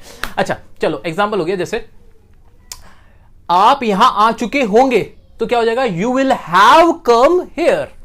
मैं आपसे मिल चुका होऊंगा, I will have met you. तुम खाना खा चुके होंगे, you will have eaten the food. सर है थोड़े से ये थॉटफुल प्रोसेस है, कोई बहुत ज्यादा सोचने ही वाली बात है जो आप इस तरह के सेंटेंस इस्तेमाल करोगे, लेकिन पढ़ना है हमें इसलिए हम पढ़ रहे हैं। नेगेटिव पे आ जाओ, सब्जेक्ट हेल्पिंग वर्ब, अब नॉट हैव से पहले आएगा, बस ये देखना है आपको, हैव से पहले नॉट आएगा, मेन वर्ब की थर्ड फॉर्म प्लस ऑब्जेक्ट। जैसे मैं आपसे मिल चुका नहीं होऊंगा, हम किताब नहीं पढ़ चुके होंगे, तुम खाना नहीं खा चुके होंगे, तुम चांद पर नहीं पहुंच चुके होंगे। तो ये वाले सेंटेंस आपको इंग्लिश में चेंज करने, करो ट्रांसलेट, कोई दिक्कत नहीं। I will not have reached to moon, I will not have reach to the लगा दो, रीच टू द मून, क्योंकि जो मून होता है सन होता है उनके साथ द लगाना जरूरी होता है। ठीक है, so I will not have reach to the moon. ऐसे ही मैं आपसे मिल चुका नहीं होऊंगा, I will not have met you. मैं खाना नहीं खा चुका होऊंगा, I will not have eaten the food. इस तरह के सेंटेंसेस आप बनाओगे। ठीक है, अगला है हमारा इसका इंट्रोगेटिव। इंट्रोगेटिव में क्या होगा, हेल्पिंग वर्ब पहले आ जाएगी, फिर सब्जेक्ट आएगा और फिर हैव आएगा। इस बात पर नोटिस कर लेना, सब्जेक्ट के बाद हैव आएगा, मेन वर्ब की वही थर्ड फॉर्म लगेगी। जैसे क्या तुम मुझसे मिल चुके होंगे, तो इसकी इंग्लिश क्या हो जाएगी, will you have met me. क्या तुम वहां जा चुके होंगे, will you have gone there. क्या वह क्रिकेट खेल चुका होगा। आप यहां बैठे हुए हो, सोच रहे हो कि वो काम हो जाएगा और सोच रहे हो वो काम होने के बाद पूरा भी हो जाएगा। बहुत बढ़िया, बहुत बढ़िया। क्या मैं एग्जाम क्रैक कर चुका होऊंगा। अरे सर तैयारी करो, क्रैक होगा ना। तो इसके लिए हो जाएगा क्या कि will I have crack the exam. तो ये वाले सेंटेंस थे फ्यूचर परफेक्ट टेंस के। प्रैक्टिस जरूर कर लेना, रिक्वेस्ट कर रहा हूं, क्योंकि फंसना नहीं है। एग्जाम में कल को आ जाए ना तो दिमाग को ज्यादा सोचना ना पड़े, आपको पता हो कि ये सेंटेंस कौन सा है। इसलिए प्रैक्टिस कर लेना। स्पीकिंग पॉइंट ऑफ व्यू से कम इस्तेमाल होता है, एग्जाम पॉइंट ऑफ व्यू से मोस्ट इंपॉर्टेंट है। अब आ जाओ नीचे, फ्यूचर परफेक्ट कंटिन्यूअस टेंस। इसको अब हम पढ़ने वाले हैं और ये हमारा फ्यूचर का आखिरी टेंस होने वाला है। तो जी हाँ, आप हमारे साथ अब तक बने हुए हैं और हम सीख चुके हैं। अब आखिरी टेंस को सीखना बाकी है, फ्यूचर परफेक्ट कंटिन्यूअस। इसमें क्या होगा, कुछ नहीं होगा। फ्यूचर में कोई काम होना है, आने वाले कल में कोई काम होना है, और उस काम, वो काम जो होगा ना, किसी खास टाइम से चल रहा होगा। हाँ बिल्कुल सही सुना आपके कानों ने, कानों में से धुएं निकलने लगे हैं और आपको समझ नहीं आ रहा क्या होने वाला है, दिमाग का बिल्कुल भरता बन चुका है। बिल्कुल, लेकिन है तो यही। अब लोग करते हैं इस तरह की बातें तो क्या कर सकते हैं, इनकी जरूरत ही यूं पड़ी क्योंकि हम अपनी लाइफ में इस तरह की बातें बोलते हैं। ये प्रैक्टिकली अप्रोच है लोगों का बोलने का, तो है भाई, क्या कर सकते हैं। अब सेंटेंस क्या बनेगा वो सुनो, लेकिन हंसना मना है। सेंटेंस होगा, मैं 2 घंटे से खाना खा रहा होऊंगा, तुम 10 महीने से मुझसे मिल रहे होंगे। ये सेंटेंस होंगे। बिल्कुल, तुम 6 महीने से तैयारी कर रहे होंगे, वह 10 मिनट से खाना पका रही होगी, वो 5 घंटे से तुम्हें गाली दे रहा होगा, तुम 10 मिनट से उसके साथ बैठे हुए होंगे। बिल्कुल यही वाले सेंटेंसेस आपके फ्यूचर परफेक्ट कंटिन्यूअस में इस्तेमाल होते हैं। जी हाँ, अब इनकी इंग्लिश बनानी है, लेकिन इंग्लिश बनाने में कोई दिक्कत नहीं आएगी। क्यों? अरे सर, हमारे पास है हमारे लॉजिक, हमारे रूल्स, टेक्निक है, हमारे पास एक जानदार सी टेक्निक है। मुझे तो कुछ सोचना ही नहीं है। बना दो, कैसे बनाओगे? फ्यूचर का परफेक्ट कंटिन्यूअस है। परफेक्ट कंटिन्यूअस के लिए कौन सी हेल्पिंग वर्ब आएगी? हेल्पिंग वर्ब लगेगी वही आपकी will have been, shall have been. कोई दिक्कत नहीं, तो विल हैव बीन, बल्कि विल शैल लिख दो सिर्फ, हैव बीन तो कॉमन ही है, हैव बीन तो इन सब में ही आ जाएगा। और अब ये बताओ वर्ब की कौन सी फॉर्म आएगी? मेन वर्ब की फॉर्म वही वाली आईएनजी, काम चल रहा है, धक धक करने लगा दिल, ये यहां पे हार्ट बीट, ये कह रहा मुझे यहां लगा दो, ये कह रहा मुझे यहां लगा दो, लगा देंगे भाई, लगा देंगे, कोई दिक्कत नहीं है। ये हमारा क्या है, कंटिन्यूटी को दिखा रहा है, इसलिए हम लगा देंगे यहां पे मेन वर्ब की फर्स्ट फॉर्म प्लस आईएनजी। अब बनाते हैं इसका स्ट्रक्चर, जरा देखो, बहुत लंबा सा स्ट्रक्चर है, घबराने की जरूरत नहीं है, आप खुद बनाओगे। स्ट्रक्चर दिखने में लग रहा है, लेकिन सिर्फ आप और मैं जानते हैं कि इसके पीछे की कहानी है क्या असल में। अरे सब्जेक्ट रखा, हेल्पिंग वर्ब रखी, विल शैल हैव बीन सबके साथ आ गई, आएगा ही, कोई दिक्कत नहीं। मेनू की फर्स्ट फॉर्म आईएनजी लगाई, लगा दी, उसके बाद ऑब्जेक्ट और वही सिंस फोर, वही जो अभी प्रेजेंट टेंस में पास्ट टेंस में पढ़ा था ना, present perfect continuous, past perfect continuous, same to same future perfect continuous, सिर्फ टाइम ही तो बदला है। ठीक है, अब इसके कुछ एग्जांपल कराओ ना, करो आप बताओ। वह 2 घंटे से खाना खा रही होगी, बहुत खाना खाती है। इसके सेंटेंस की इंग्लिश क्या बन जाएगी? इसकी बन जाएगी she will have been eating the food for 2 hours. वह 10 साल से पेरिस में रह रहा होगा, तो इसकी क्या इंग्लिश बनेगी? He will have been living in Paris for 10 years. ऐसे ही वह 10 जनवरी से बर्थडे मना रहा होगा, तो इसकी हो जाएगी he will have been celebrating the birthday since 26 January या 10 जनवरी, जो भी तारीख होगी वो आ जाएगी। ठीक है, अच्छा इसके नेगेटिव की तरफ बढ़ते हैं। नेगेटिव में थोड़ा सा ना एक ये चेंज है, इसको देख लेना। क्या कि सब्जेक्ट रखोगे, विल शैल लगा दोगे, अब उसके बीच में नॉट लगाओगे, फिर हैव आएगा, नॉट हैव और फिर बीन, मेन की first form plus ING plus object plus since या फोर। तो हल्का सा इसका स्ट्रक्चरल एक चेंज है, वो आपको देखना है, बाकी कुछ इतना खास के अंदर है नहीं। सेंटेंस बन जाएंगे जैसे मैं 2 दिन से आपको नहीं पढ़ा रहा होऊंगा, बनाओ इसकी इंग्लिश बनेगी I will not have been teaching you for 2 days। ऐसे ही हम 10 दिन से दिल्ली नहीं जा रहे होंगे, will not have been going to Delhi for 10 days। बनाते जाओ, लेकिन सच्ची बताऊं तो मैं तो इस्तेमाल करता नहीं, मुझे नहीं है आदत इतने लंबे लंबे सेंटेंसेस की। हम तो छोटे से आदमी, छोटी सी बात करने वाले लोग, कम में खुश। आ जाओ जी इंटरोगेटिव पे। इंटरोगेटिव में क्या होगा? सब्जेक्ट हेल्पिंग वर्ब आएगी, पहले विल शैल आया, सब्जेक्ट आया, वही हैव बीन आएगा अपना, मेन की first form plus ING plus object plus since या फोर। इसके एग्जाम्पल भी वही होंगे हमारे। क्या तुम 10 साल से दिल्ली में रह रहे होंगे? सेंटेंस तो ऐसे ही बनेगा। इसकी इंग्लिश क्या हो जाएगी? Will you have been living in Delhi for 10 years। और बाकी सेंटेंस आप सर खुद बनाना। डबल इंट्रोगेटिव ना इसका मैंने बताया ना इसका, क्योंकि मुझे अब लग रहा है कि आप इतने इंटेलिजेंट हो चुके हो। मेरा टारगेट, हमारा टारगेट पूरा हो चुका है कि अब आपको टेंस आ चुके हैं। अब तो आप मुझे गलत साबित मत करना। आप मेरे यकीन को, विश्वास को सच्चाई में तब बदलोगे जब मेरे को लगेगा कि हां आपको ये अब समझ में आ चुके हैं और आप खुद से डबल इंट्रोगेटिव सेंटेंस बना के दिखाओगे। तो मैं इस उम्मीद के साथ आपको छोड़ जाता हूं डबल इंट्रोगेटिव के होमवर्क के साथ। मेरे साथ इस वीडियो के में एंड तक बने रहने के लिए आपका बहुत बहुत बहुत बहुत शुक्रिया। तो दोस्तों, ये थी हमारी कोशिश आपको टेंसेस सिखाने की। पूरी एक कंप्लीट वीडियो बनाई हमने आपकी डिमांड पर। इसमें बहुत हमारी मेहनत लगी, बहुत ज्यादा मेहनत लगी, और जी हाँ, आप जानते नहीं है हमने इसमें कितने एफर्ट्स करके आपके लिए इसे कंपाइल किया है। और किसी तरह हमारी ये कोशिश है कि अब आपके अंदर ये चेंज आ जाए, अब आपका एक नजरिया बदल जाए, आपकी लाइफ चेंज हो जाए ये वीडियो देखने के बाद। अब आपको भी कंजूसी नहीं करनी है, वीडियो को प्लीज शेयर करें, लाइक और कमेंट करें, जो भी आप कहना चाहते हो। आपका फीडबैक हमारे लिए बहुत इंपॉर्टेंट होता है। अच्छा, दूसरी बात, अभी आपको एक होमवर्क दिया जा रहा है। होमवर्क तो पूरा नहीं दे सकते, इतनी बड़ी वीडियो का बहुत सारा होमवर्क होता है। कुछ मैं आप सेंटेंसेस मैंने आपको इसमें देने की कोशिश की है, जिसको आप आंसर करके जरूर बताएं। ये मिक्स सेंटेंसेस हैं और आप इनका आंसर करके बताएं। बाकी प्रैक्टिस के लिए क्या करना है वो सुने। प्रैक्टिस के लिए आपके पास कोई भी इंग्लिश की XYZ बुक रखी हुई है, उस बुक को आप उसमें से जो भी आपसे सेंटेंस पूछे गए हैं उनको बनाएं, उनको ट्रांसलेट करें। बाकी इंग्लिश के न्यूज़पेपर्स आते हैं, उसमें सारे टेंसेस ही तो होते हैं, उनको आप पढ़ें, समझने की कोशिश करें। आपको डेफिनेटली अब आंसर्स मिलेंगे। आपका अब जो चीजें मुश्किल लगती थी वो आसान हो जाएंगी। तो ये थी हमारी वीडियो आपके लिए। Thank you.